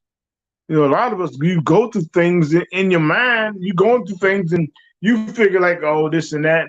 I'm stressing about this, I'm stressing about that. We are stressing about a whole lot of things. We are stressing about so much stuff is going on in our lives. We are oppressed people. Right. So much is going through our minds. We be like taking it light. You got something going on in your mind. You like, yeah, well, this and that, and this ain't dang, this going on, and stuff like that. But really, you need to go and sit down, and you need to put a pill in your mouth or something. Yeah, that's a good point, Cap. We always we run from that. We run from that. Kawal. Yeah. We definitely run from that type of thing because we figure we don't need no help. You don't need no help. You try to tell me when I was in the world that, hey, you need to go and talk to somebody or something. You know what I'm saying? I'll be like, nigga, you crazy, man? All right. Right. But I was walking around with a spirit of, I wish a nigga would. Yeah. I wish a nigga would. Once I accepted everything. I accepted that my career is over. My career is over. I'm left here just working every day. I'm going down to the gym and stuff like that. Okay, I accepted it. But you always going to have those times when you're alone in the dark and when the demons come. Yeah. You're going to have those moments and you're going to get pissed off. Like I got pissed off. I used to get pissed off sometimes and I think about Dan Duva. I'm thinking about people that didn't help me. I'm thinking about my dirty Jewish manager. I think about all these things that I've been through. Boy, now it's starting. Boy, when the demons come, you can't stand. That's right. You can't do nothing. And I'm talking about this out of the truth. So many people are in the world suffering like this. But like I said, if you'd have told me in the world, hey man, you don't need to go and sit down and talk to somebody, I would have been like, man, you crazy, man, Mike, But man, I started getting so upset and pissed off. And my only comfort zone was living with my sister Kamala, and of course Captain Soccer Wolf. Right. That was my comfort zone, you know what I'm saying? But when I'm out in the street, it's like I'm mad with the world. I'm mad with the world. I'm walking down the street. I can remember it was a street that was heavy with like everything. The street. Right. It was drug dealer, and everything. People, crackheads everywhere. So when I come down the street, sometimes I'll go on the other side of the street. But one day, I was like, Hell no, I ain't walking on the upside the street. I'm walking straight down the street. I dare the nigga to say anything to me. So as I'm walking, it's all the people on the street wall started partying. They partied at the Red Sea. And because they see me coming, they parted like the Red Sea. And I'm coming walking down, and then I could see the brother like who was handling that strip. He like looked and like seen the spirit on me. He was like, "All right now, soldier. All right now." he like looked and said, "All right now, soldier. You know, all right, how you doing?" Like that. And I was like, ain't nothing, man. You know. And then I kept on walking, and stuff like that. But I was like really like suffering through some pain, pain and frustration of my life. Right. And people be walking around with those problems. Like I said, seeing the sister push that baby on the floor, who knows what she's going through? Who knows what she's going through? But I know about walking around with pain that only you feel. And only you know. Nobody else don't know it. Nobody else don't know it. Like when I come home, hey, I'm at peace because I'm around Captain Soccer War, Sister Kamala. We cool, right? We have a good family, we good, we cool with each other. That's my only comfort zone. But when I'm out on the street, the demons come on me. Mm-hmm. The only thing that healed me was coming into the truth of the ISUPK. That's the only thing that healed me. That's the only thing when the demons never came back no more. Right. I had to be a person. Now your guard up, he don't even know that nigga. I used to walk around ass in the street. Now that nigga, nobody, y'all don't see him. Y'all see me. Y'all see Cap. That's who I am. Because that dude had to die. But I'm just thinking about the people in the world like that, like the way I was. The people that were like me, they going around with messed up, man, demons all on them. Right. And then you got a woman that's having a baby. You know how many emotions she go through? Damn, you see why I pray for the baby. Damn, because, and that sister, you know what I'm saying? Because you got people, we got those mental problems of things, we live a life of oppression. So this life of oppression that we live, whatever it may be, those demons are going to come back and say, "Oh, you should have did that. That's right. Why didn't you do that? Why didn't you do that?" And you just going to go crazy. You're going to go crazy. You're going to sit down and, man. Somebody just say, "Hey, man, hey, you dropped something." You like, "Nigga, what the fuck I'm going to do, man? I ain't dropped nothing." You're going to go crazy. Right. You know what I'm saying? You're going to go off for somebody, just because what you're going through. You don't know how to fight your demons. That's what, my message to everybody, hey, get into the ISUPK under command of General Yohana. You know what I'm saying? Get that righteous counsel that you need. You know what I'm saying? Get that therapy that you need. I looked at the brothers. The brothers got a little podcast they have out here called Bar. And now I've seen the sisters come in and talking and stuff, and different people coming in, and that's therapy for people. Some people just got to hear somebody's story. Some people got to hear somebody talk about this and that. Somebody got to hear something that might help them with their demons, fight their demons. You know what I'm saying? This is the things that you have in ICBK. You know what I'm saying? Don't stand out there and try to fight your demons alone, because you can't do it. Your demon's going to win every time. You know what I'm saying? So you better get into the truth. You know what I'm saying? Go ahead. I yield on that, brother. Damn right. We got a comment. We got to take that forward. In the comment section, y'all pulled Lamentations 4, chapter 4, verse 3. It says, even the sea monsters draw out their breasts. They give suck to their young ones. The daughter of my people is become cruel, like the ostriches in the wilderness. That's a heavy precept. That's right. Heavy, man. Like, you understand? That's exactly what our sisters have become to our children, man. You understand? Like, we don't give a damn about the nurturing aspect of our children. You understand? About raising them up, which is why we're raising up so many monsters. Like, it's quite, now I'm gonna throw this out there. I'm gonna see what y'all got to say about this, right? But it's astonishing to me, right, that there was a certain time period where we started seeing fathers being kicked out the household. And as fathers are being kicked out the household, we seen this trend of mothers having to be the mommy and daddy, Right. raising up sons, raising up, families.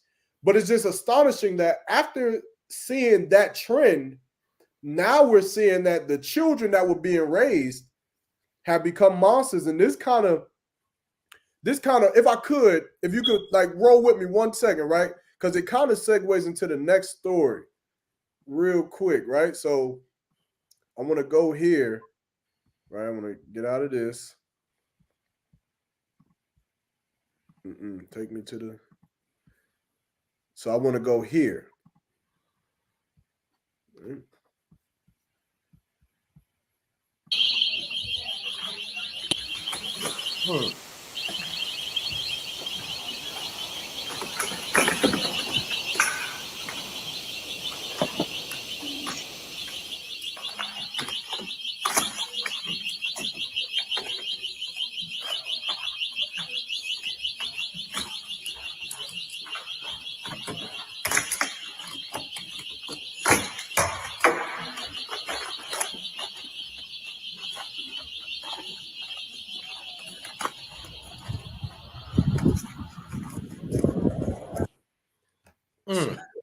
So obviously what we're just seeing here is a young black brother, right, who is stealing iPhones or whatever smartphones from a store in Oakland, California. And so now here we go. He's presumably young, right? And so now they try to connect the two is when we have this trend of mothers raising these sons, and they want to get the world on Valentine's Day and Mother's Day and Father's Day. They want to get all the glory for raising these children. Well, now that we see an epidemic of children becoming criminals, being career criminals, I think it was Hillary Clinton herself or another white woman who called us super predators back in like the 80s or 90s, called us super predators. And of course they started labeling us, what's the word they use? What's the word that they call delinquents? Right? Yeah, labeling us delinquents, right? And so now these two things, like the description that we pulled in Lamentations, say, when the sea monsters drop their breasts, they give stuff to their young ones. So the daughter of my people become food, like ostrich of the wilderness. Are we to still give praise to women who have been raising this generation of brothers who are committing these type of crimes and systems? Or does something have to change? Do we need to change that trend of mommy having to be mommy and daddy? I mean,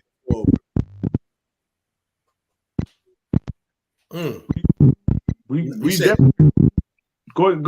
Oh, my fault, Cap. Go ahead, Cap. You got it. Okay, we definitely have to change. We definitely have to change. And like I said, we can. It's like beating a dead horse. We come to this and we keep on coming. We come with this, but the truth is, we gotta be led by righteous leaders. We have to be led by righteous leaders, and like I said, the only leaders we can always think of is the Commander Junior Hunter and the generals and the captains and officers in the ICPK. Right. We are the only hope for Israel. With this people like this, I mean, with the things that we are as a people, the things that we do. You know what I'm saying? Like this brother right here, he's stealing iPhones, and where were the cops or anybody? I saw a police car right in the video. I think they have a law out there in California where if burglary is happening. I don't know, because that's a good question. I don't think the law states that they get arrested, but I think the law states that they are arrested, that they won't have bond. They can just get out of jail for free if what they stole was under a certain amount of money. But I'm not 100% sure. Yeah. I seen the police car right there, and then the people's like watching them, so they're not supposed to engage or something. Well, yeah, you're not allowed to stop a suspected thief because they got schmuck insurance for that. Like, stores have insurance on their merchandise, and the problem is why you can't stop them, because back in the 80s, maybe before that, I remember as a kid hearing about poor people. Usually these are poor individuals. Poverty makes you steal, usually. But I remember Walmart, Kmart, Circuit City, these big corporations were getting sued by suspected thieves for harassment, for tackling them, for walking up to them. I remember I worked at one store. They used to sell DVDs, and they have in these stores, these large stores, they have what they call loss prevention, which is some dude in plain clothes who works for the store who walks around like a secret shopper looking for thieves. And his job, he's hired for security purposes, meaning to detain the person or hold them there till you call the police. Police arrest them. What was happening was the criminals got smart. They were like, okay, one cat sued. So, he's in there shopping and he's grabbing stuff and he noticed he's getting followed or whatever the case may be. He gets, harassed, like, hey, put that down. And some associate tackles him, harasses him. He gets smart about it and says, I'm going to sue you all, even though he was probably stealing. But because you assumed that I was stealing and couldn't prove it, and I put the stuff back before I left the door, then, some attorney, some lawyer who's brilliant learned how to sue these people, these corporations, and they end up settling out of court for millions of dollars or losing a court case and suing. Now, I said I didn't say this. Because of stores losing money behind that, they say, you know what? Don't even touch a suspected thief. Let the police do their job. You are an employee. You're not getting paid to tackle somebody. You're not getting paid enough to harass a shopper. Because needless to say, some people get smart. It's some cats that act like they're stealing, go right up to the door before the alarm goes off and stop and wait for someone to say, are you stealing? So they can say, why? Because I'm white, I'm Jewish, or I'm black, or you assume I'm you assume I'm stealing, and now they got a lawsuit. So now they're not even allowed to touch these guys or these women leaving the store with stuff because they got insurance anyway. Every store has a certain amount of insurance for theft. So if I'm Walmart and I live in Oklahoma City and there's like 50 Walmart there, well, let's just say in this city, this Walmart has a projected amount of $250,000 worth of merchandise being stolen per year. Now, if you stay under the $250,000, the rest of that money goes to bonuses. If you go over that amount, then you're just in the red. However, you don't have to tackle somebody over $40 steak or what a nigga steal nowadays. I don't know what the hell they stealing at the store. iPod or you mean to tell me you're going to stop this guy from stealing? He might have a damn knife on him. He might have a gun on him. He might kill you or kick your ass. He might just kick your ass if you try to stop him. So why even go down that rabbit hole? Just let him steal it. You're covered under insurance. So of course you're going to see a lot of these smash and grabs, what they call. This person he looked like a lone criminal. He did it by himself. I've seen certain cities where it's 40, 50 kids, teenagers, adults, like groups of people going to jewelry stores, going to electronic stores, and doing smash and grabs, meaning smashing everything and grabbing as much as they can and leaving because you can't arrest us all, right? So poverty is what causes these situations. That's what people need to focus on. You're always going to get your onesie-twosie criminals, but what we're seeing is an influx in these type of cases because of poverty. You are starving the people, and when there's poverty, there's going to be crime. Con. You read about that, Kowal? Because I remember. See, I'm back in the 80s and like the late. I would say the early 80s and stuff. That's it was. You steal something, it'd be security would be all over you. Right. I can.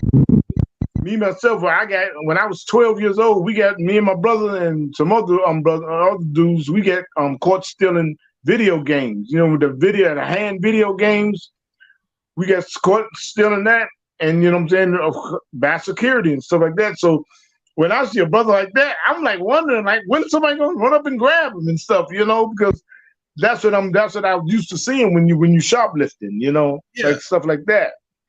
And that video is crazy because he literally walked past 2 police cars. The nigga walked past 2 police cars, and he knows that these police cars are just here to get staged. Meaning, there's no police officer in the store. They took 2 cars that probably barely work for the precinct and put them in front of this Apple store or this cell phone store to try to deter a criminal. These people are smart. They will sit and do their homework on this location to see if there's a cop going in or out. So they look at him walking right by it. He know ain't no cop going to arrest him for that. He knows it. And in some places he can't. Yeah. Now let's see, for example, you see how he's ripping all these phones off right here? So if he decides to stop right in the middle of that and put the phones back, and he was tackled or apprehended by an employee, he could sue that employee for physical assault. No matter if he's stealing or not. The law is on the criminal side, really. He's not on the corporation side. These corporations are billion-dollar corporations. He's stealing pennies. He's stealing absolute pennies for his corporation. Hey, Salaki, is he throwing stuff on the floor right there?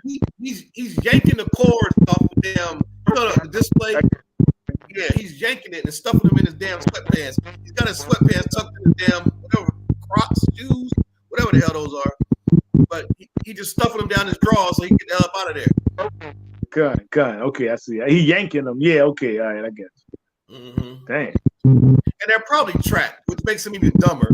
But I understand your back's against the wall, possibly, and or you're a criminal, or you're so poor, sometimes you're gonna steal. I mean, you're gonna hear your baby mama, your baby crying. You're gonna go back to your mom might need you. Whatever the reason people steal is. I know it's unlawful in the Bible to steal. We're Israelites. We don't have to steal. We got Commander Johanna. Why the hell I gotta steal anything? But our people are suffering so bad that they'll rather do that than face the music of someone starving or not having. And that's a big problem. So until our economy, until the oppressor realizes you keep starving the people out, you're gonna get your stores ran through. And I don't give a damn. I don't care. It's bigger than just looting and stealing. You're starving the people. So and you price everything so goddamn high. A pack of chicken's $40. Gas is $10 a gallon. A damn iPhone is $2 billion. Like, what the hell you think you're gonna do? You're gonna take it. It's ridiculous.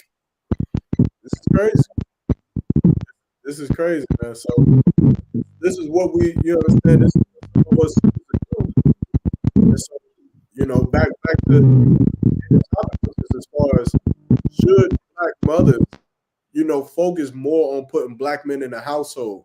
You understand, to teach our brothers that even though we are going through poverty, that this isn't a solution. You understand? This hurts us. Why? Because if he gets caught for this, if the police catch up with him, then guess what? And that means that there's another black man that we need, you understand, to be feeding brothers in Philly, to be feeding the brothers out in Oakland, and he's going to end up being behind bars, you understand, which does no justice for the nation of Israel, does no justice for blacks, Hispanics, and Native Indians, man. And so women, y'all got to stop, you understand, praising yourself for being a single mother. You got to stop that. That has to end today. You understand? If you're a single mother and it's not because of you being widowed or some deranged reasoning as to why you're a single mother, you being abused or something crazy like that, you got to stop praising yourself, man, because not only does it hurt your children or make your children grow up in a broken household, but it also doesn't make you look good. Right. I hope you understand that. You understand, like you praising yourself for being a single mother, it doesn't make you look good because you laid down. First of all, you chose to have sex with a man who wasn't going to be a father to your children. And not only that, you chose to have sex with a man unprotected.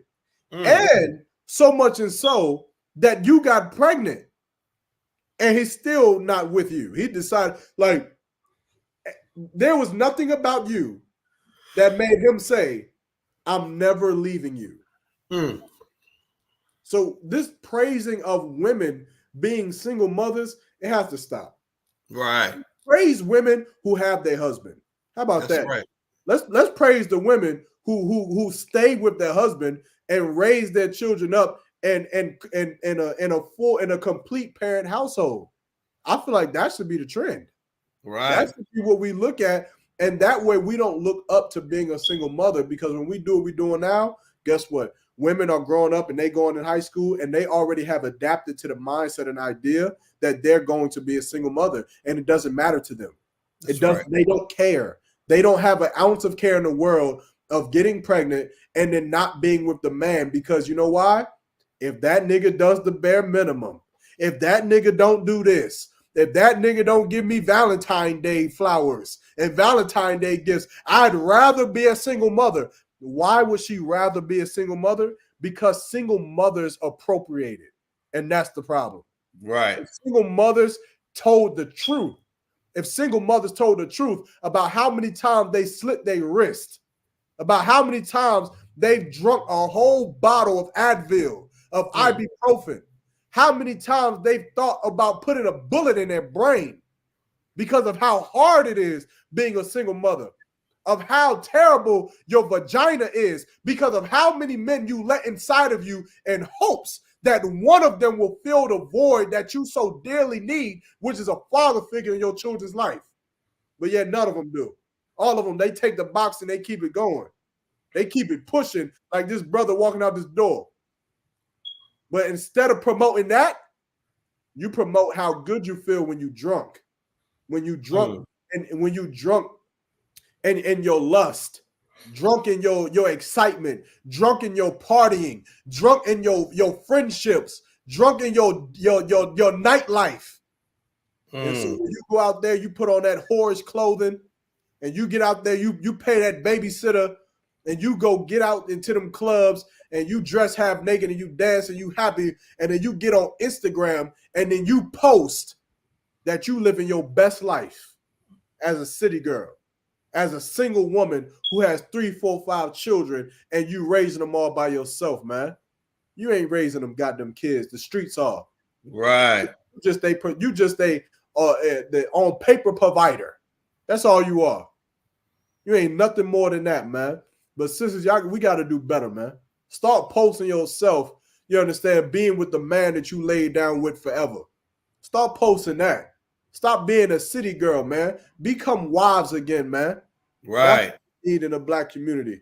You understand? But unless I yield on that, unless y'all got anything else, I'm gonna go to the next story. Oh, that was good, brother. All right, we're gonna stop on this, right? We're gonna move to the next story.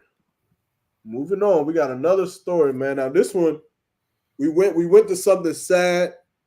We went to something that was a little bit more serious, and that's the development of Blacks, Hispanics, and Native Indians as it pertains to our parenting and the raising of our children.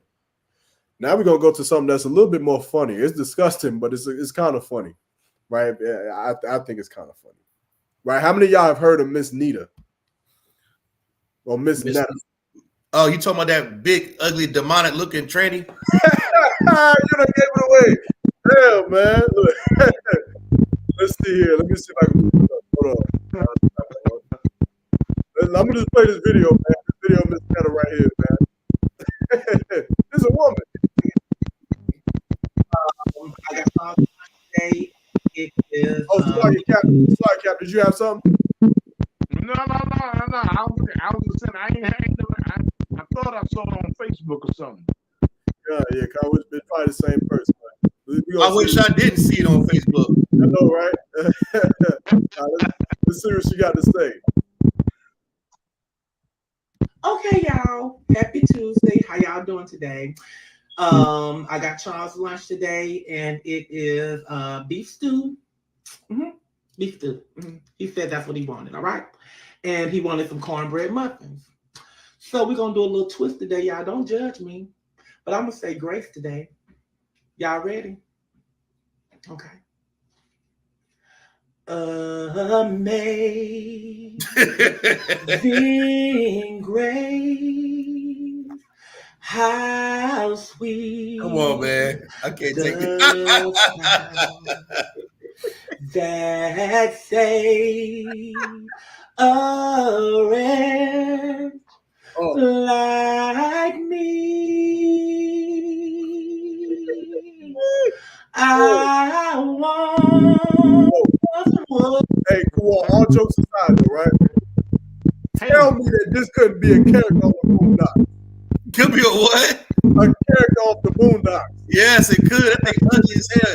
It's like a character of the goddamn PJs. Oh man, Cap, you had something? Hey man, it's just come on, man. I was just saying she started singing. I was just saying, hey, stop it. It's painful. It's hurting. Oh, sorry. Let me see. See what she got. So now she calling her man over there, right? Her man's name is Charles. She done made a whole song called Charles, Your Lunch is Ready. Your lunch is ready. That's the song right there. Charles, Your Lunch is Ready. It is ready. And guess what? You don't even got to say your grace. Miss Netta already blessed your food. How about that? Amen. Amen. That's what I'm saying. We'll see what that beef stew tastes like. Yeah. All right. I'm gonna stop it there. This is disgusting, right? But so I brought this video out just to give you a background on who this couple is, right? So this couple is officially known as Miss Netta and Charles, right? And basically they've got famous on Twitter, TikTok, whatever, or X and TikTok, I should say rather, because she would go around, making meals and then saying, Charles, your food is ready. And this brother, right? This brother would come out and eat it on camera, pause, right? So they got famous for that, obviously, because of the appearance of Miss Netta. That played a big role in why they became famous, because the first thing you think is, what the fuck even is that? Right. Like, what is that? Right? They calling her Miss Netta, but that looked like a Mr. Beretta 9mm. Like, that's what that looked like. So now, she went live. I mean, not live, but she went famous, and people have started saying, that she's a man and this, that, and the third. And Miss Netta says stop hating on her because she got a man. So she's fighting back. But now, right, I'm gonna drop this and we're gonna go here. Let's see if I can pull this real quick.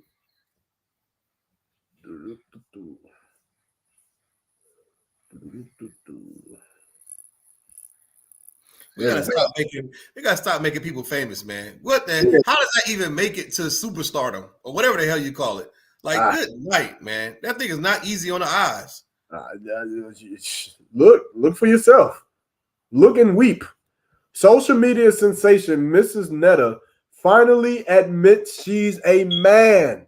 Oh, big whoop. Boy, I had no idea. It says here from the North Carolina beat viral social media sensation Miss Netta, who the streets say was born Joe Robinson. Nigga named Joe. Joe Robinson from Alabama has come out to tell social media that she was born a man, just like her new founded friend Timothy Maurice Hinton, professionally known as T.S. Madison. It was no secret to the world that Miss Netta was a man, as her pictures circulated on social media, showing her proudly embracing her identity. She and her now husband, Charles, are living their best life and traveling the world. Recently, Netta revealed that she was assigned male at birth. In today's world, it is not uncommon for a man to dress up as a woman. Just look at Ricky Smiley and Tyler Perry. That's sad. Mm-hmm. That's sad. Yep. Ooh, if my name was mentioned in this, good night. Of course, my name would never be mentioned in this because I don't dress up like no woman. Right. But, however, at the end of the day, TS, which I'm sure stands for transsexual, Madison seemed to want to clarify on social media whether Mrs. Netta was a real woman or not. Mrs. Netta and Charles are known for their entertaining skits and cooking videos that keep us all entertained. Recently on Fox's Soul TGIF, Mrs. Netta and Charles stopped by and Mrs. Netta addressed the rumors. T.S. Madison asked Netta if she was part of the LGBTQ plus community, in which Netta replied, yes. T.S. Madison asked Mrs. Netta if she identified as non-binary or transgender, and she denied it. stating that she never categorized herself and that she has always been true to herself. This is her quote. This is his quote, Salaki. I never categorized myself or none of that, Netta said. I just always been myself. This is my everyday look, and it's something I've been doing growing up in life. I don't think I'm a transsexual. I don't think I'm none of those. Right? So that was her quote. This is what she had to say about her being a transsexual. So now the point of me bringing this story out is there is an epidemic going on, and it's not COVID. Right. It's not COVID-19. There is an epidemic going on this LGBTQ plus community who is proliferating this alternative lifestyle on literal humanity, in which we've known that since the beginning of humanity, this is something that should not have been, regardless of your race, whether you're an Israelite or you Chinese or you African or white or whatever you are. Being being alternative lifestyle is something that is absolutely destructive to the human race, period. Right. Man, to the animal kingdom, period. If every male lion decided tomorrow that they was going to be alternative and only sleep with male lions, guess what? Male lions would go extinct. They would go extinct. They would cease to exist. And so I guess the question is what is going on in the minds of people when they look at Miss Netta and her husband Charles and think that this is okay, when we can determine spiritually, biblically, and scientifically that those two persons being together means the end of their lineage, meaning they can't have children. That's it. I leave the floor open. What's y'all thoughts on this? Is this wrong or right? That's disgusting. That's what that is. It's a damn shame. You know what's crazy? I blame the oppressor, number one, but right behind it is a goddamn Christian church. Because back in the days, it was called being in the closet and being ashamed of it. The one variable that changed besides social media is the fact that the churches say it's okay now. So now everybody can just come on out the closet because you actually kind of cared about what your grandmama thought or what society thought. That's why you were in the closet and going to these little speakeasy gay clubs that you had to get by word of mouth, or some hole in the wall gay club that was in the shallows of some alley that no one knew about unless you were in that community. Now they got bright signs and lights and everybody's coming out. They're in your school teaching your kids. They're everywhere. Why? Because it's socially acceptable. The Christian church made that possible. You understand? They allow it by teaching that there's no laws to follow.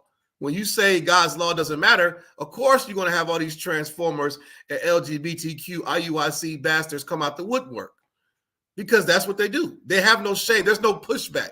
The only pushback this community gets is for the ISUPK. Everybody else compromises. And you're going to see fake Israelite groups allowing trannies in there soon enough. It's going to happen.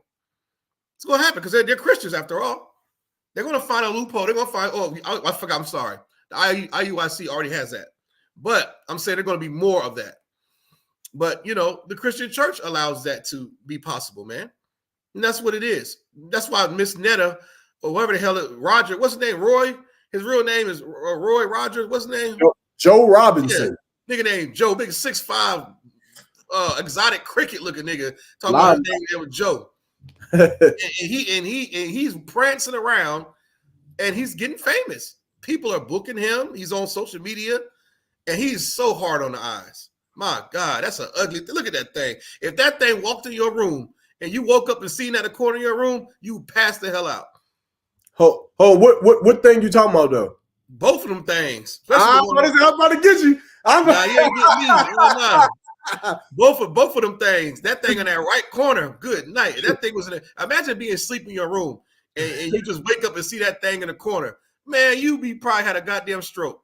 12 gauge shotgun is what he'll know. Yeah, you're going to need a damn, what's that thing Ghostbusters had, that little plastic bag. You're going to need to call on Ghostbusters to get that goddamn thing out of there. I mean, good night, man. Look at that thing. And, you know, and to think that someone would lay with that, that's why the penalty for that was death in the Bible. The Most High is such a gangster. The Most High is such a true gangster. How could you? Put to death. How could you, Kawhi? Nigga, you ain't getting sent to no island. Nigga, you ain't getting banished. Nigga, you getting killed, nigga. That's wrong. You the black KKK. Now that's hate. That's that hate talk, man. God is about love, brother. God is about love. You better remember that. Man, Keep that in your heart. The Most High. Love is love. Love is love, Kawal. Right. That's that church right there. That's Pastor Joe Willie. That's Pastor Willie Joe that allows that in his church. But the Most High, you getting put to death. You getting your head buried in the sand, and you gonna get stoned. Where the Lord and you know it's crazy. It's the fact that it's so unnatural. That thing, children know. They look at you. I seen videos where children be like to other men, that these soft, tender Negro, why you got your nails painted? Why you walk? Like children 100. Children will tell you when something is off.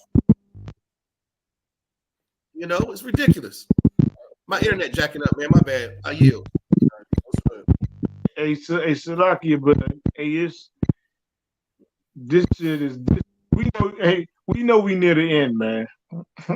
we gotta be, because man, this wicked type of stuff, man. But I'm telling you, you get Republicans like Donald Trump and a whole lot of them devils out here in Oklahoma who are pushing. They believe like I think that movie Sylvester Stallone, Judge Dredd. Yeah, I remember that. Man, remember that Cocteau, he wanted the perfect community, you know. So you got Republicans that really right now they looking at they planning something to do away with all the LGBTQ and us right along with them. You know, people like blacks, Hispanics, and Native men, they planning to like do something with us.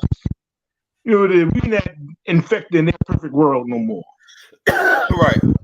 So they gonna let all this stuff come to pass. All this LGBTQ stuff, all this men being women, women being men, and stuff like that. They gonna let all of it ride. You know, until they find a way to just quarantine us or something. You know what I'm saying? Right along with it. You know, all the rest of it. So they gonna let all this stuff ride right now. You know what I'm saying? But they preparing for something like that. You know what I'm saying? You know, our oppressor is the devil the Bible speaks of. That's right. He thinks that he don't have to answer to the Most High. Right. You know, and that's what their downfall. They think they don't have to answer to the Most High. They think they can just go ahead and do anything and create any crazy shit like they doing with the LGBTQ and just let them do stuff, and you know, and why they just really destroy us on a sneak tip. You know, keep on destroying us, you know, and just bringing us down. But they getting ready for their perfect society. But when your house come with the chariots, it ain't gonna be no place for them to run. Right. Ain't gonna be no place for them to run. You know what I'm saying? And that's the thing like when Ronald Reagan went to the UN and had his one common enemy speech, that's what's burning in their head where they gotta do something to fight Yahushua. Right. They gotta fight Yahushua. They gotta be ready for them, prepare for him to fight Yahushua. They know that battle's gonna come, you know what I'm saying? But see, the Most High, he did something when he created this beast, our oppressor, you know, so-called white man. You know, he created a beast to be arrogant enough to think he's gonna win against somebody that created him. He thinks he has a fighting chance against Christ and the chariots. So he's gonna prepare and do whatever he can, destroy us, keep showing, make the world chaos. You know, because that's what it's going to. It's chaos. Right. But you got a whole lot of Republicans, you know, they really like saying they don't go with this LGBTQ stuff. They like go right against it. Like George Bush. George Bush went against it. He let you know that he wasn't playing. He didn't agree with that stuff. Right. You know, people just sit still, away from everything else. They got billions of dollars, and they going against this stuff. You know, but right now they got to let it ride. they gotta let their earth destroy itself. They gotta let shit get chaotic, and then they're gonna come and they're gonna set themselves up high and set shit straight so they can rule. You know what I'm saying? But their only plan, they didn't plan. They didn't plan for the Most High in Christ. They didn't prepare for Yahweh to come with the chariots. Right. You know what I'm saying? But right with that, that's something that they got to think about. That's something that they look. They not, like I said, they didn't prepare for it because they really can't. You know what I'm saying? They made drones and everything. They made stuff that look like chariots and stuff and fly like chariots and shit. They doing stuff like that. You know what I'm saying? But they still can't fathom in their mind how they're going to fight Yahweh Shai. Right. But they're gonna take freak shows like this. They're gonna make the land chaotic, crazy as I don't know what. You know what I'm saying? Something that you'll be able to solve. You right, Cap. You know? Go ahead, brother. No, that's so heavy. You brought that out too. And to add on what you're saying is, where's the outrage for black women? I mean, I don't understand it. Like, black women sit back and they watch this creature, this cretin, whatever the hell he is. He don't look human to me. He looked like somebody made up in some damn monster lab. You know what I'm saying? So, like, what the hell? Like, where is the outrage from black women and Hispanic women? Because you got Negroes, he's like still about 6'5", every bit of ugly, and perpetrating as a black woman. And on top of that, black women always talk about the cycles, the hot flashes, the childbirth pains, the stress, the anxiety, the male problems, all this stuff. And this thing around here prancing with none of the negative effects of being an actual woman. He just gets to take the good parts of it, meaning the clothes and the makeup and the nails, and there's no outrage from black women. They actually put this Negro on a pedestal. And he's very nasty towards black women and Hispanic women. If you didn't notice by now, a gay man hates your black guts, woman. Gay men don't like you. They tolerate you. Okay? They're your muse. They do their little stupid dance and twerk for you and tell you lies about men, but they hate your guts. You want to know how I know? Because when you get into an argument with a gay man and you've been hanging around him for, all your damn weeks and months and years, he's going to tell all your business. And he's going to talk about you like a dog because he really hates you. He's going to talk about your dirty drawers. He's going to talk about your little ugly kids. He's going to talk about you being broke. He's going to talk about how you can't keep a man. He's going to talk about everything that you told him and allow him to be around you because he really hates your guts. Them gay men are worse than damn women when it comes to insults. I mean, good night. You got to see them online. And black women need to understand, black and Latino women need to understand that you got to stop approving and applauding this nonsense, man. This is what you call absolute nonsense. I mean, good night. And in our community, we should never have that. Let that be an African thing or Asian thing or a white thing. Let that be white society. Don't let that be Israelite culture. We shouldn't have those things walking around like that. They should be totally shamed and in the closet. That's right. You know what I'm saying? Black women need to start speaking up, being more vocal, because when men say something, we're homophobic. Oh, we got toxic masculinity. Oh, you're just so hard. You're not an empath. Well, where's the outrage from black women telling him to stop dressing like a damn, whatever the hell that, I don't know what the hell you call that. He just as frumpy and ugly, like he crossed from the goddamn bridge. Ugly. You know that book back in the day, little kids, the monster under the bridge. That's what he looked like. Yeah. He like the monster under the goddamn bridge that you would not even dare to go that bridge. He hop out on you. Good night. That's Ugly in the Beast.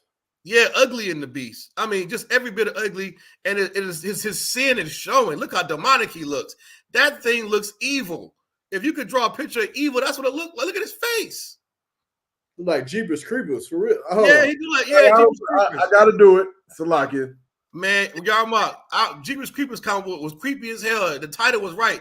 He looks like the black Jeepers Creepers. I'm gonna start calling nigga that. I ain't calling him Ray no more. What's his name? Raymond Charles? I ain't calling him that no more. I'm gonna call his ass Jeepers Creepers. Yeah, I mean, if we gotta be honest, take a look at that face right there. Right? Just that right there, right? Good night. Boy, that thing. Whoo. He got a face only a mother could love. Only. Monster under the damn bridge. And Yeah, that's it right there. Look at that thing. Good grief. Yeah, that's Charles, ain't it? I mean, what's his name? Yeah, that's him. That's Joe Robinson. That's Joe. That's in there. Yeah, that's Joe. That's old Smoking Joe right there. Check him out. Good gracious, boy. That thing ugly. Man. Joe Creepers. Man, that's crazy. Jeepers Creepers Joe. That's what we dealing with. And it's all fun and games and jokes, but this is a serious issue. And, you know, really for those sisters who, like Kawal said in the beginning, y'all got to stop making everybody famous. Please. Like this, why is they famous? Because they look like Jeepers Creepers and they homosexuals, right? This is disgusting. You understand? And this is not for the betterment of Blacks, Hispanics, and Native Indians. There is nobody who is doing anything trendy that is for the betterment of our people except Commander General Yohana. That's right. School of UPK. Everybody else is being, you know, in fame because they're making themselves to be clowns. You understand? You getting famous for being a LGBTQ plus member. How, since when does that make you famous? It's nonsense.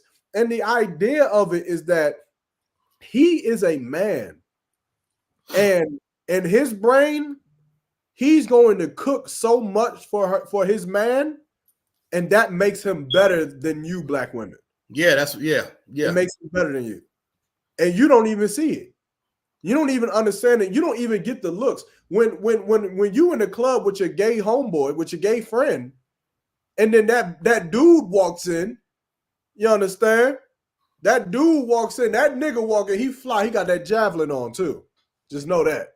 And he walking there. And then everybody looking at him. And then guess who else is looking at him? Your gay friend. And when your gay friend realizes that man isn't LGBTQ and only likes women, guess who he's going to hate? He's going to hate you, man. Right. He's going to hate you, sis. He's going to start to look at you and he's going to start to say, well, what do you got that I don't got? Yep. What do you do that I can't do? And you know what he's going to do? He's going to start taking hormone pills. That's why they do it. That's the only reason they do it. They're going to take hormone pills. Why? Because at some point they looked at you, looked at the man that they wanted, and seen that the man wanted you. And so they said, well, what do you have that I don't? Well, that woman got titties. She got breasts. She got a big butt. You understand? She got a soft voice. Her voice is soft. Right. You understand? Her hair is long. She got makeup on. And so now he's going to go do everything to try to become you. And then once he becomes you, he's going to replace you. He's going to replace you. Look, I seen some interview of some transsexual, man. I caught the gist of it. And do you know, now this is disgusting as all hell. Do you know that the person being interviewed, the man who was a transsexual pretending to be a woman, said that men love sex with him more because he, being a man, knows exactly how to please a man. Ah, that's bad. That's rough. And y'all don't see that as competition. Oh, that's bad. Women, you so dumb. You don't see that as being competition. They want to replace you. They cannot thrive if every man on earth loves heterosexual women, then transgenders and homosexuals, they don't exist. They wouldn't be able to live. The only way for them to live is for heterosexual men to be able to see something, and a transsexual, transgender, whatever the hell nasty nonsense that is, man, and see something that they like better in a woman. That's why they extra. That's why they're extra feminine. That's why they put on heels. They put on extra makeup. They talk extra soft. They act extra sweet. They get on TV, right? They get on the internet and they provide extra meals. They do extra meals. They make songs about cooking for their man. They make songs about doing this. Why? Because they have to outdo you. Right. And so you sisters looking at this and you thinking it's funny. You thinking it's a joke. They are trying to take your man from you. And in taking your man from you is going to it inevitably means the end of the human race. I've never understood homosexuality. So like I never got it. I never understood it. Like being a vegetarian, right, is a lifestyle choice. It's a lifestyle choice, right? You don't want to eat beef and paws and chicken and fish. That's a lifestyle choice. But however, let's say everybody on earth tomorrow decided that we're going to adopt that lifestyle choice and be vegetarians. Guess what? We ain't gonna have tasty steaks no more, but at least we wouldn't die. The human race would continue to exist. Being a drug addict is a lifestyle choice. If everybody decided to be a drug addict, guess what? That would mean the end of the human race. We would eventually die off. Right. You understand? Being an Israelite and following his customs is a lifestyle choice. If everyone decided to do it, we would continue on as a people. If being LGBTQ is a lifestyle choice, if everyone decided to do it tomorrow, it would mean the extinction of the human race within a couple generations. Right.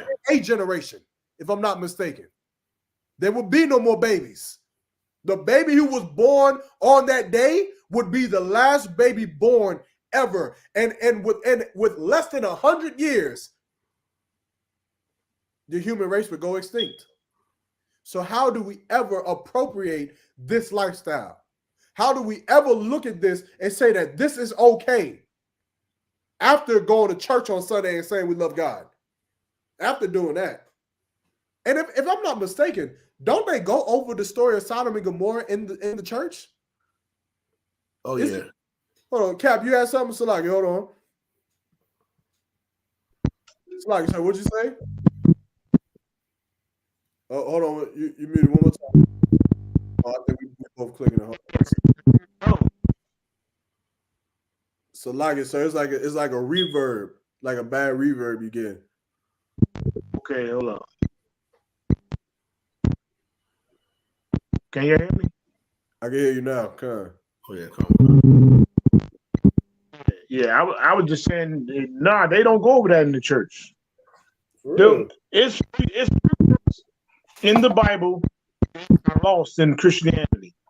It's lost in the Christian church. They don't even go top of Sodom and Gomorrah and stuff like that. You know, stuff like that is just really.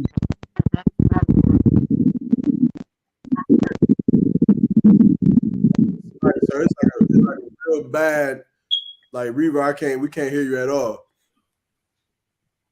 Okay. What about now? I can hear you now. Now, yeah, come. You hear me now? Yeah, okay. Yeah. They just, like I said, Christianity is such a screwed up religion, man. I mean, it's crazy because we are destroyed by it. And then, like I said, you go to church to get next to the Most High. I mean, you go to church, come on. Now, who really, these days, goes to church and say, oh, yeah, I'm going to get close to the Most High? They really don't. They're comfortable in their sin. They're comfortable in their lust. Anything they want, God loves you anyway, you know, and everything. So that's Christianity.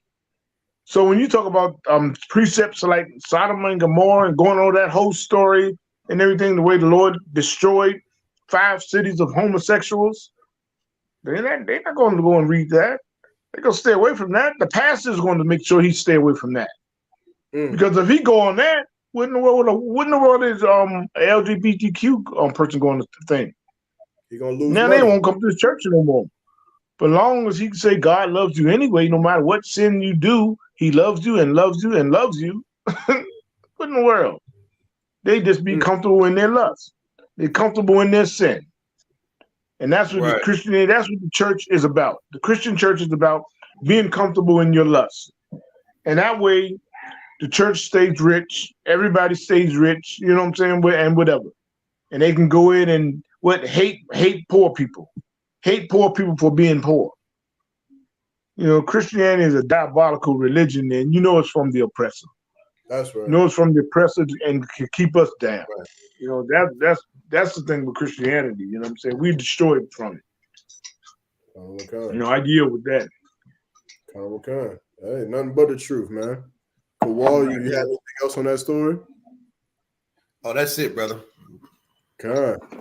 Well, moving on. So that's if you are in the LGBTQ plus community, you need to get out of it.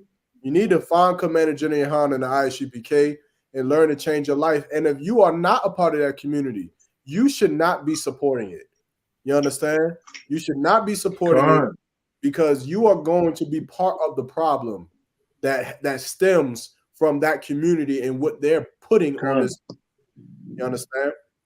So, nonetheless, I think right now where we at 2:26, that's about our time for the day. You understand? We gonna clip out. Before we leave, I got one more clip I wanted to show, right? But before I show the clip, I want to give all the brothers, you understand, that's on the podcast a chance to bring out anything, you know, lastly, anything they wanted to say.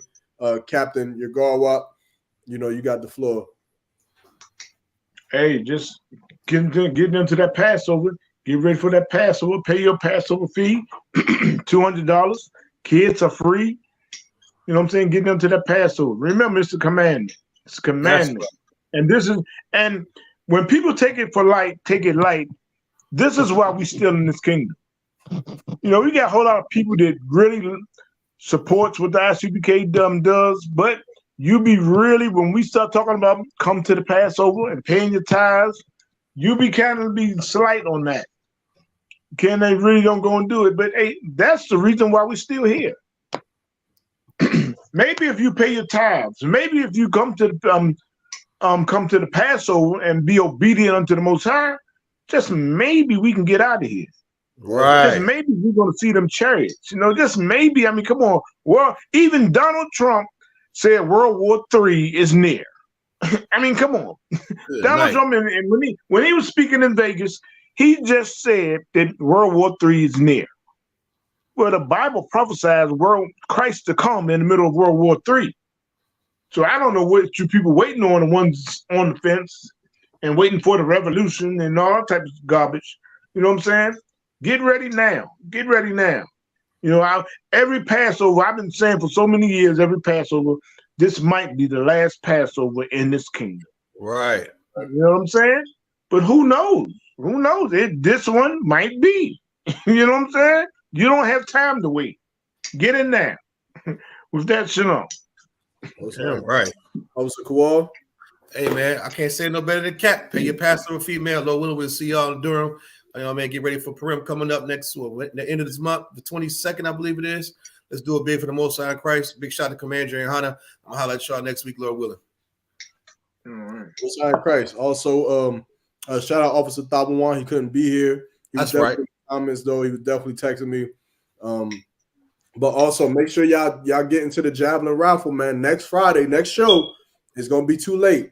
Once the next show starts, you know, we're going to do the javelin raffle probably at the end of the show, and that's going to be it. So $5 raffles. This $5 raffle can win you a full sweatsuit season 2. And then, of course, maybe second and third prizes of javelin, maybe some T-shirts, short sets, whatever we decide. But for sure, the first prize winner will win a javelin season 2 sweatsuit. So make sure you get into the raffles. You understand? Hit me up if you need more information on how to send in your $5 raffle entry.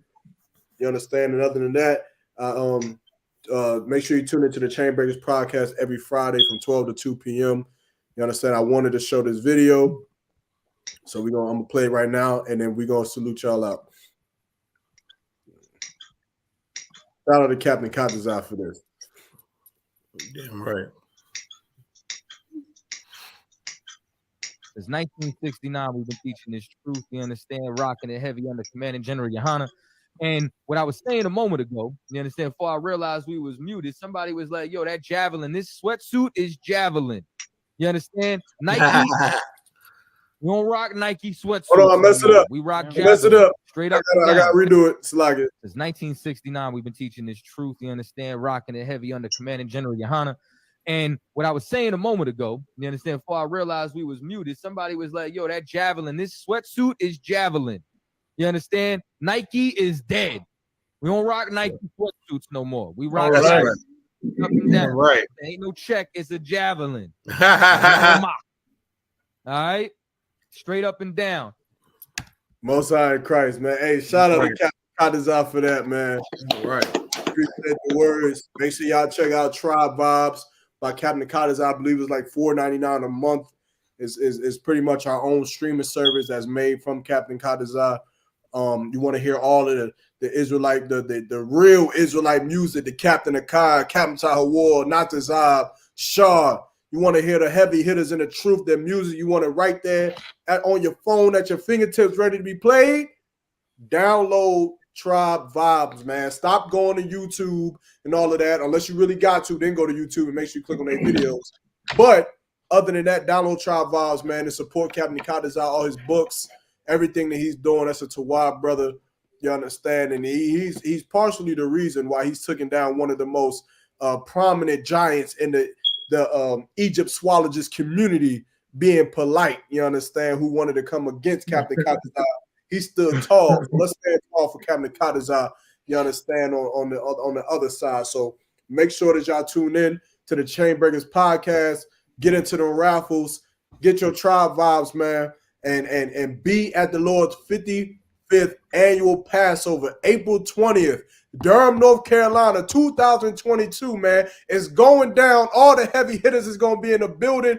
Commanding General Yohana, the generals, the captains, the officers, the troopers, the young men, the sisters, everybody, blacks, Hispanics, and Native Indians. If you're not in the school, you're more than welcome to attend. Pay your Passover fee, $200 for every person, every family. I mean, it's like every person 17 or over, man. Pay your Passover fee. All the events is included throughout the week. And brother, it's gonna be on and popping. I hope to see you there. And with that, to the brothers, Shalom, Yahweh Shimi Hawashah Barakatah, and to the sisters, Shalom, Yahweh Shema Alathab, Salaki, Yahweh Shema Alathab, Shimi Hawashah. We'll see y'all next week. The water.